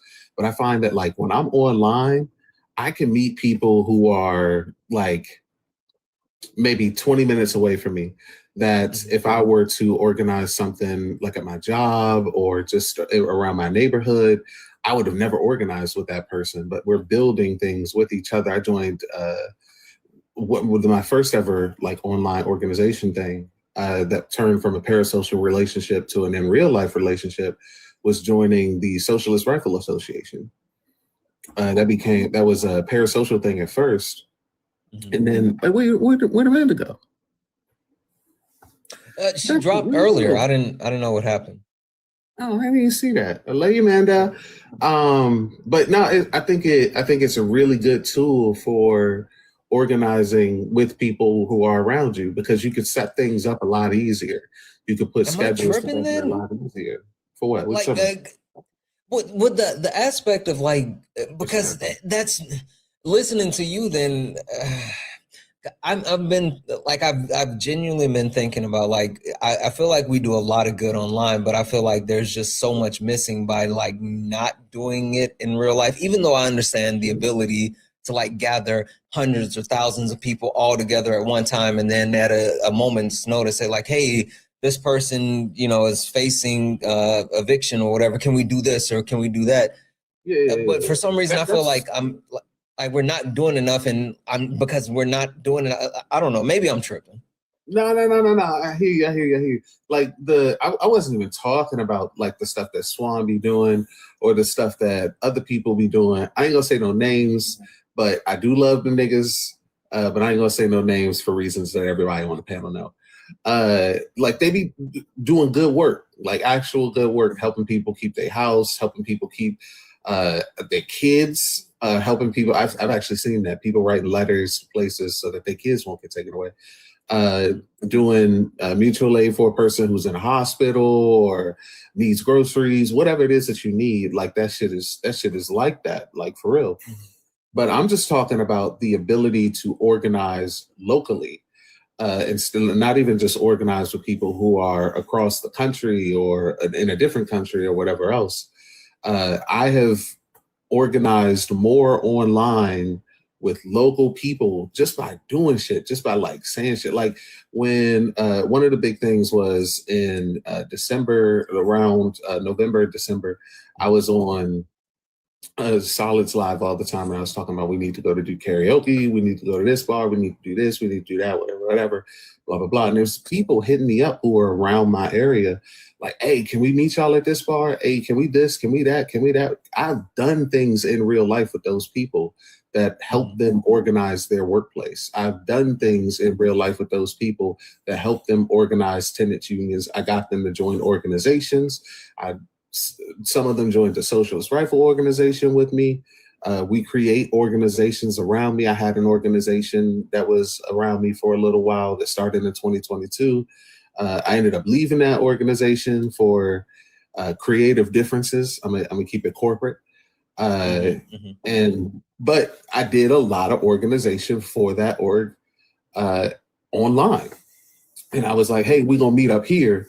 And I would go there and it'd be 20 people there. Now, I don't know, like 20 people don't sound like a lot, but I don't know if y'all have ever been to an event and you got 20 people sitting, right? You're like, hey, where we gonna meet at is right here. And then you go to that spot at that time and it's 20 people there talking about hey, what we doing? We organizing, we chilling, we all comrades, we this, we that. That shit, 20 people, that's a lot of people for real. Like it is. Online communities have done a lot for like organization, at least for me as a socialist. And so I think people can utilize that for real. I do think parasocial relationships can get to a point where I think parasocial relationships should be treated like work relationships. I think you should have jokey jokes, and I think you should have like people who you love at the office, people who you love online, and whatever else, this, that, and the other. And maybe there's some people that you even consider like partially family that you fuck with even off the app, just like there's people that you fuck with at work, outside of work. But I do think that most of the relationships where people think that you cool at the office or whatever should be the exact same way that you treat online relationships. And I'm talking I'm talking with professionalism and all that shit. When you do and say things, you need to know who you can say who you can do things around, who you can say things around, what jokes you can make with a person, what jokes you can't make with a person. When you meet a person, you just immediately think like, all right, this is a person I work with essentially. So I can't just do whatever the fuck I want just because we're in the same community online. And once you get to that place where you can do those things, it's a beautiful thing, because then if you ever meet up in real life, I meet a lot of people. I met Chelsea in real life. I hang out with Solid all the time. There's a couple people some in this chat who I've met in real life. I'm not gonna say your names out loud though. And we had good times. We was chilling and we organized and we did shit. We did actual work, and that's real. That's actually something real. I'm off my soapbox now. I'm sorry. No, you're fine. You're fine. Because like now I feel like I'm even more confused than prior to you saying that, because I think I need to workshop this with you on the back end in the conversation, because I guess the way that maybe it's just a me thing. Maybe it's just a me thing. Hold on, on the wedding? What is Sean? On the what? Jeez, Louise. Hey, yo, chat. You know what's funny? My wife told me to stop saying that. Like she's told me like all the time, stop saying that. Said that? Offline. My wife. She says that all the time. Oh, your wife? Stop saying it back. All right, but I'm dead ass. Now hit me up though. Dead ass. Hit me up. Because you're one of those people for real. Like when you come to DC, like I tell people this all the time, but I'm so dead ass. Like I live in an area. I'm very privileged to live where I live, and to have even though all landlords are bastards, my landlord don't give a fuck. My landlord let me do whatever the fuck I want, and so if I want Sean. I'm sorry. My landlord let me do whatever I want. I apologize, but dead ass. And so if I want 20 people over, I'll have 20 people over. I did a movie night one time with a Halloween party downstairs. Like it was just like I could do whatever I want in my apartment. And so if you ever come to DC, you have a place to stay. Like I got you. I'm with it. But like I'm dead serious with it. But like yeah, hit me up and I'll tell you like exactly, oh yeah, this is what you got to do. This is what you got to say, whatever. But basically, I'll say this. If you're ever meeting somebody, unless it's somebody who you fairly trust, usually you trust them because somebody else you know who you've met in real life has met them in real life. And so it's like, I knew Chelsea because somebody who I knew in real life, who was a friend at the time, no longer a friend, had met Chelsea in real life and said, yeah, Chelsea's good people. And I was like, all right, cool, that's what's up. And so when Chelsea came to DC, I had no issue meeting Chelsea alone. But if you go somewhere and you meeting up a bunch of people, just make sure you take like one of your in real life friends. You always use the buddy system. Hit up a bar, hit up a club somewhere public, go somewhere, restaurant. Y'all just chill out, talk about communism or whatever else. My favorite place to meet people up is Golden Corral. I ain't gonna hold you. I love me some Golden Corral. What? Cannot go wrong with people still go there? A meetup at Golden Corral, boy. Golden Corral with them rolls. Stop it. Cut it out. I haven't been to Golden Corral in years. It's a great. I do love spot. a good buffet though. It's really good. It's a great spot. It's cheap. It's and it's got decent food. It's like it's the whole thing for me. I'm just like, yeah. I enjoy a good Chinese buffet. So I do love me a Chinese buffet. Yep. I do love a Chinese buffet. I ain't gonna hold you, but I will tell you this: my favorite kind of buffet, Afghan buffet. Boy, Afghan buffet. I have no idea what you're talking about. What they got, the curry, everything. They got the curry rice. They got the curry chicken, curry beef. Ever. Boy, oh my God. I gotta take you. It's so good. I did not know that was a thing. Usually they call it like kebab or halal. Man, they're so good. It's so good. But that's me. Someone said Mediterranean. Is it similar to Mediterranean? It's similar. It is. Okay. All right, we've gotten way sidetracked. I'll put a bow in saying like, the the reason why I've been thinking about like this online community thing so hard is because I feel like I can do more, right? I feel like I can do more, and I feel like I'm leaving something on the table, and I'm not helping as much as I can be helping. And so that's why my mind was so focused on like, got to get offline and do something in real life. But then hearing you talk about, and it just clicked like the overwhelming amount of good that can be done online as well. And so I guess I have to figure out how to balance that and like what can be done. And it's all whatever. Anyway, this is what we're going to do because now we're. Oh, my bad. Go ahead. I'm sorry. No, go ahead. Once you know people in certain areas, because like I know a lot of people in California, but I don't know if y'all live near each other. Because I know there's like California, and then like there's places in California that's 5 hours away from other places in California. So like I'm in Washington State. Oh yeah, I'm sorry. I'm tripping. I just be in Cali all the time. You do be. LA is my second home. But like, if my wife would let me, we would move to LA. That's what's up. But like, you do be. That's why I thought that. But like, even in Washington State, I know a couple people in Washington State. I'm thinking about moving up there. But I don't know where in Washington State everything is at.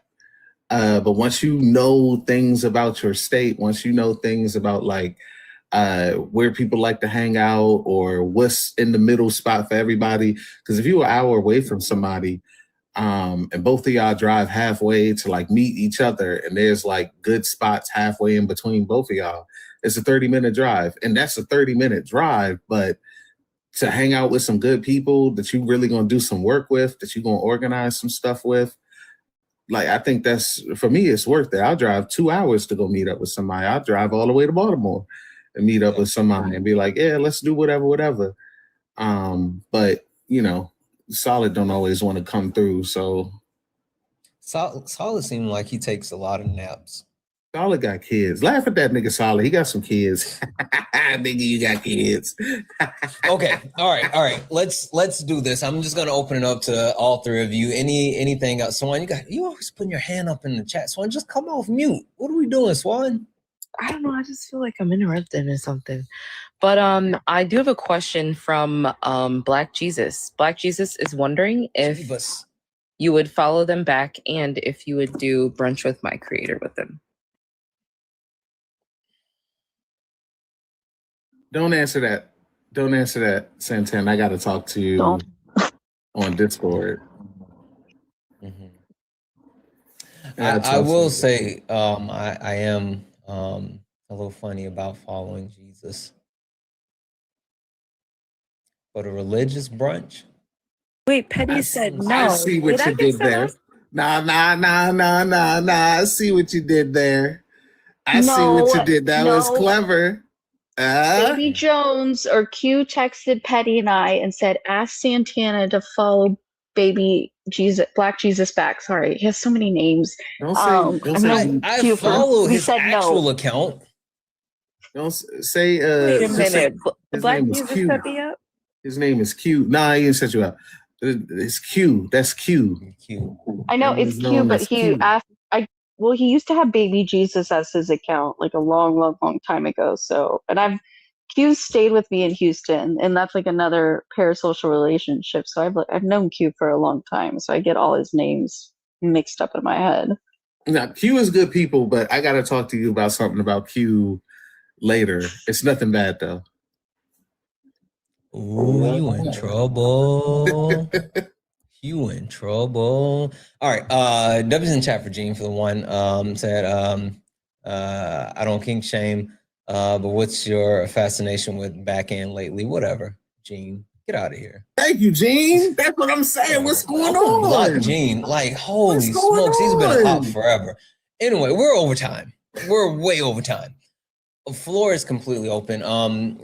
You three, anything else that you guys want to throw out there and anything that we should be focusing on for like these next 2 nights coming up? I know for a fact that I want to get more tomorrow. I really want to get into like the social outcast aspect of it, because I do think that the fact that there's there's a loneliness, quote unquote, loneliness epidemic, but also a rejection of people online, where you see like these, especially young white men, but like young men heading more towards like red pill, incel, manosphere, like all of these other toxic spaces, because they don't necessarily know how to like be a real person and function and all this other stuff. And so that's when you see like coming into all of these other spaces online, and they're slurring and they're trolling and they can't, like function. But anything else for any of all the rest of you, any like focus or things you want to throw out there?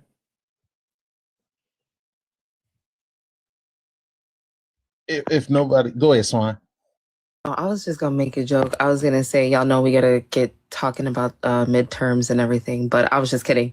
The only thing I would say, don't do that, because I still believe in electoral politics. Just because y'all don't believe in electoral politics, whatever. No, but I still do here with the jokey jokes, huh? But for real though, on a serious note, I think one thing I guess this is more so for me to say out loud is that I always want to make sure that like whatever my goal is, that I'm sticking to my goal. Cause I've seen my platform has kind of grown pretty rapidly the past couple of weeks.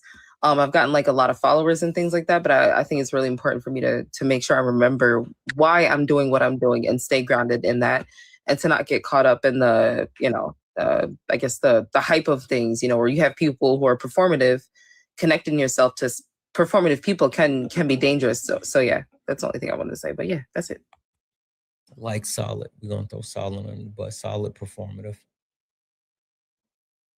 I'm gonna just put that on him because he's not here. That's crazy. I do that to him all the time. I found myself randomly blaming stuff on Solid all the time now. Like whenever he's not here, I just blame stuff on him now. Solid was really out in these streets though, for real. Mm-hmm. Solid does a lot for the community, more than he will ever even allow me to say.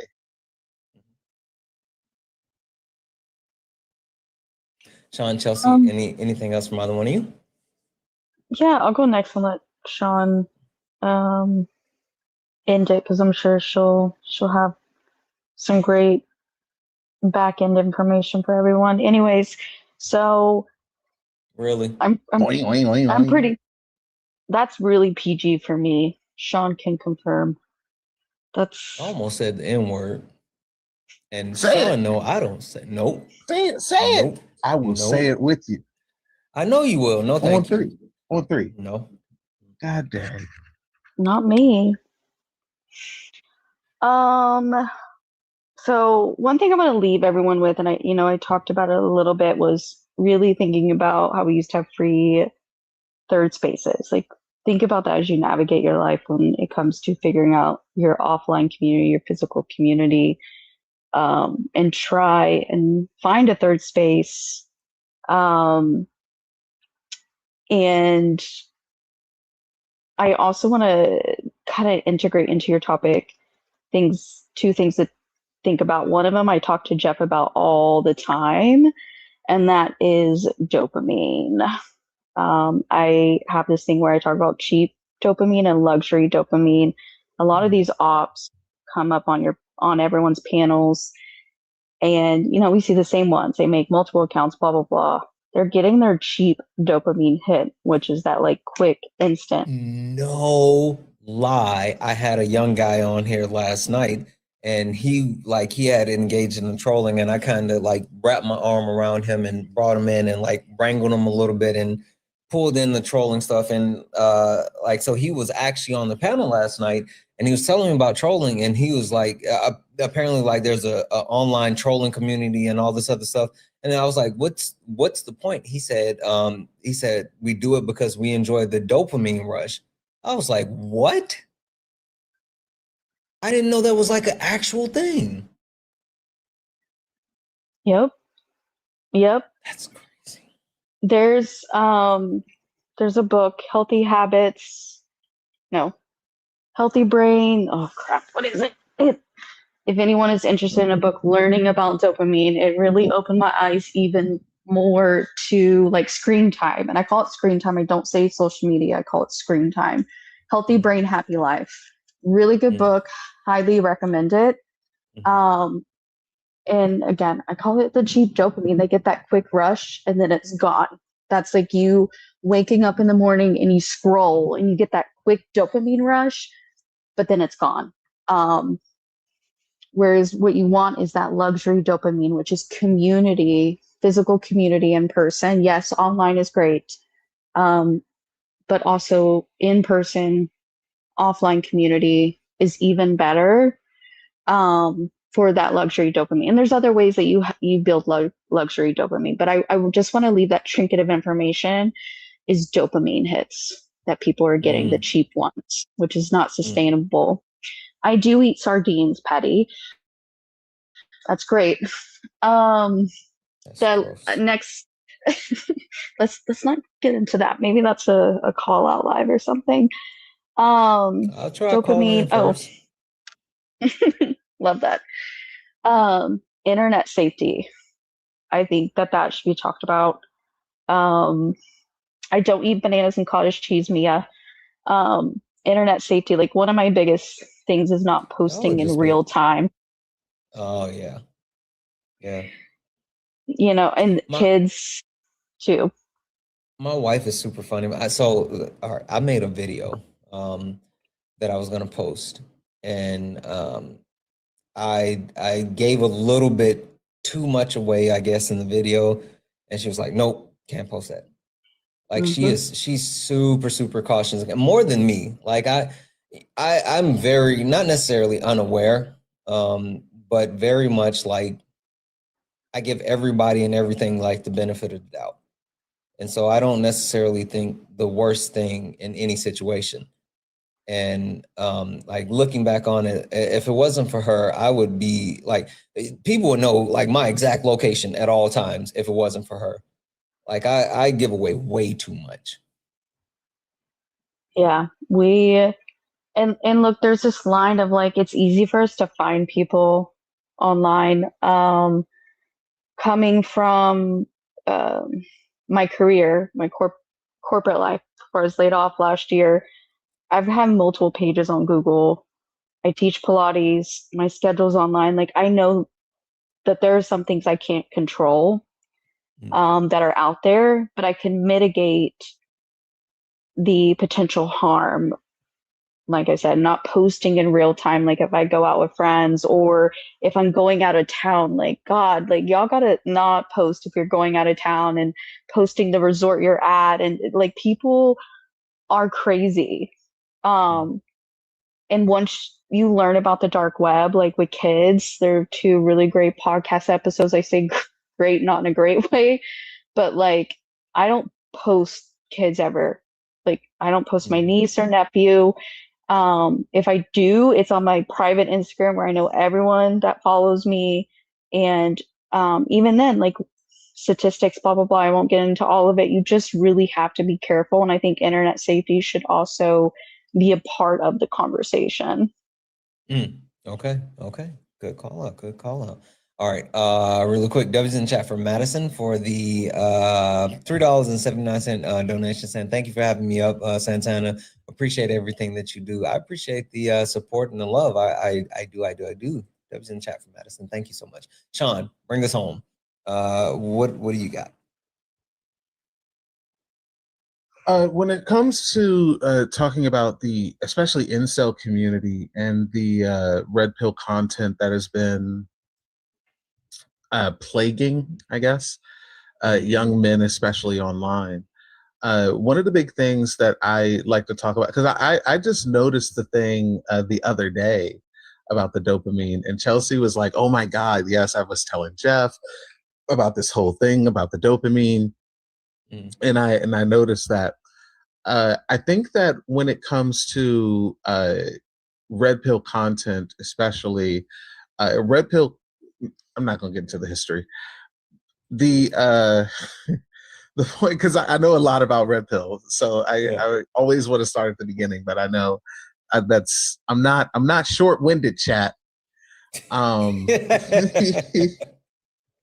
But I think when it comes to Red Pill in particular, a lot of the things that keep Red Pill alive tend to be the propaganda around Red Pill and the way that like certain I think that we have failed as leftists at the propaganda war, or at least we're failing, because when it comes to like leftism, we saw that it was like surging for a while, and then we did propaganda of the deed bullshit, and it failed miserably to the propaganda war that's pushed forward red pill content, women hating content, especially with the way that Gen Z in particular is being raised. Gen Z is being raised predominantly by Gen X, and Gen X is, I don't know if y'all have ever went back and watched a movie from the 90s. Gen X is heavily based in toxic masculinity and calling that quote unquote manhood, or a man is supposed to do this, a man is supposed to take care of family, a man is supposed to be the head of the household, a man is supposed to blah, blah, blah, whatever. There's a lot of that going on. And I think Sean, how many times did you watch How to Be a Player? Oh my God! Stop it! Stop it right now! What about Don't Players expose? Club? You're exposing me on live in front of all these people. Just saying. Just saying.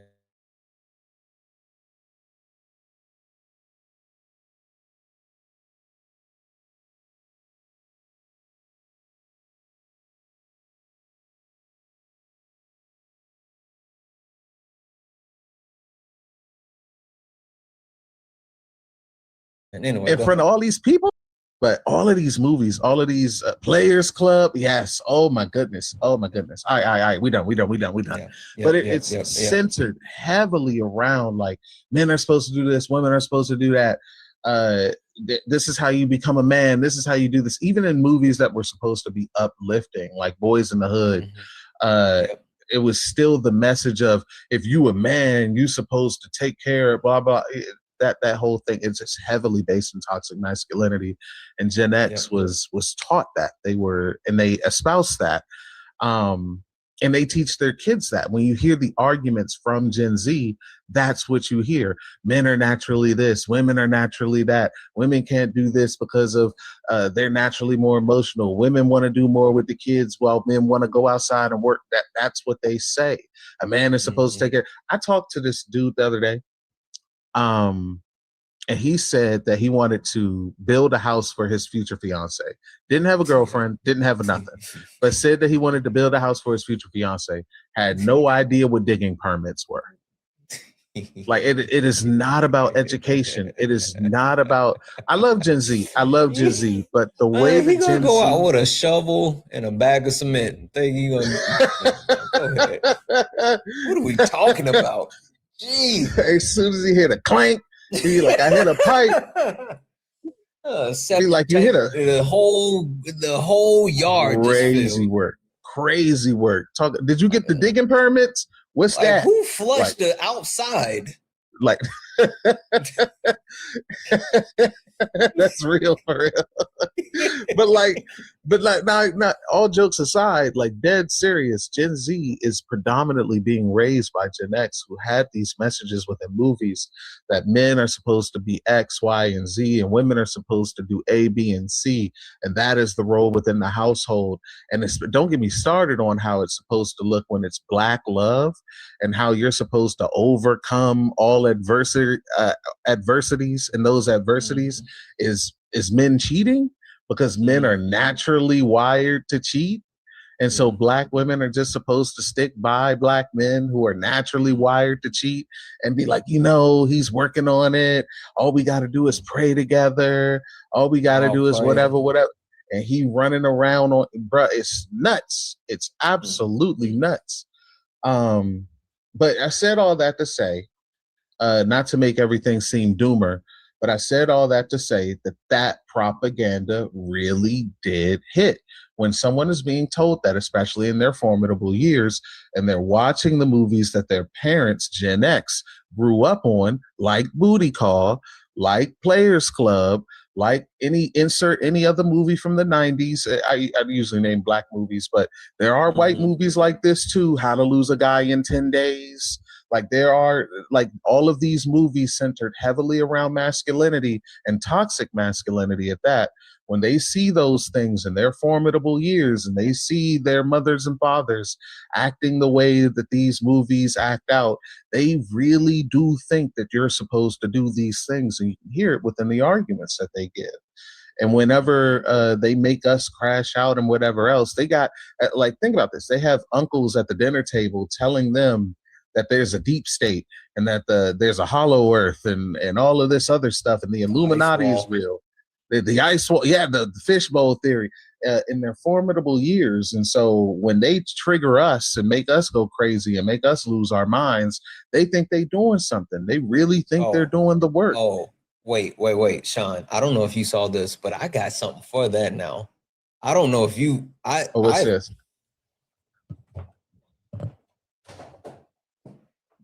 It's a hat, ain't it? What did it say? What did it say? Hey, yo! I don't have to worry about my wife foil no more. I'm official. Hey, yo! Come around here with those hollow earth and lizard face. That's why is that? Why do I want one so bad? Listen. Why do I want one so bad? That's so clever. Come through. Oh no, that's you made the tinfoil hat stylish. No. This listen. I was using all my white foil, and a community member saw it, hooked me up. They sent it to the PO box. We locked in now. Oh my God! No space lasers getting through here. This shit is. I want one so bad. I want one so. That's so clever. That's so clever. Yeah. But like when they say things about this, like when they say women are supposed to do this and men are supposed to do that, whatever. What they are told is like, I don't know if y'all know this. If you watch Ben Shapiro, because I watch Ben Shapiro. I watch people who I disagree with. I watch Steven Crowder. I watch Ben Shapiro. It's how I know what their arguments are. It's how I know more about Jordan Peterson than a person who comes up talking about phenomenal conservatism. Like I know more about him than you because I study his movements, and I've been studying his movements longer than you've ever known that he was a person. And so when it comes to looking at their arguments or whatever, they are taught, if you watch Ben Shapiro, watch him and tell me if I'm wrong, he tells them the left is insane. That's what he tells them. He says the left is utterly insane and they don't even know that they're insane. They have lost their minds. They have lost their morals. They have lost their values. And so we are supposed to go and reinstill these values and morals into them, and even by force, if we're talking about by law. And so when they trigger us and they make us like flip out and lose our minds and crash out and all this other stuff, they really have been told by the propaganda machine that that is the reaction that they need to get from us. And so they do these things to get dopamine hits because they've been told by people who they idolize, the left is insane. So when they make the left go crazy, everybody can now see that the left is insane. Look at him, he's crashing out. Look at her, she's crashing out. Look at them, they're crashing out. Like, that's insanity. This is insane. That's why they try and point out absurdities rather than engage with our arguments. Yeah. Oh, you really think abortion's okay? That's just absurd. Oh, you really think it's okay to do X, Y, and Z? That's just absurd. You think it's okay to do, that's the propaganda machine. But yeah, I'm gonna land it with this. Again, sorry, chat, long-winded. The best way to get back at everyone, including red pillars, is to other than the revolutionary option, line them up and mow them down, embarrass them. Figure your shit out. Like, look up stuff, keep reading books, keep doing what it is that you need to do, keep embarrassing them. When they say something, make them back up their claims. When they don't have a source, point out that they don't have a source. Laugh at them for not having a source. Like, it's a good thing. Embarrassment really does change a person's perspective, because when a person gets embarrassed, they don't want to do that thing anymore. Like, I've never seen somebody jump I've never seen somebody jump off a diving board, their swimming trunks fall off, and they go right back up on the diving board. I've never seen that happen. Yeah. Absolutely right. Absolutely right. All right. Well, I am gonna go ahead and call it because we're like 40 minutes over now. I'm gonna have to figure this time out. Shifting from 3 hours to 2 hours has been interesting. But we're gonna call it for tonight. I want to thank all of you for coming up and hanging out.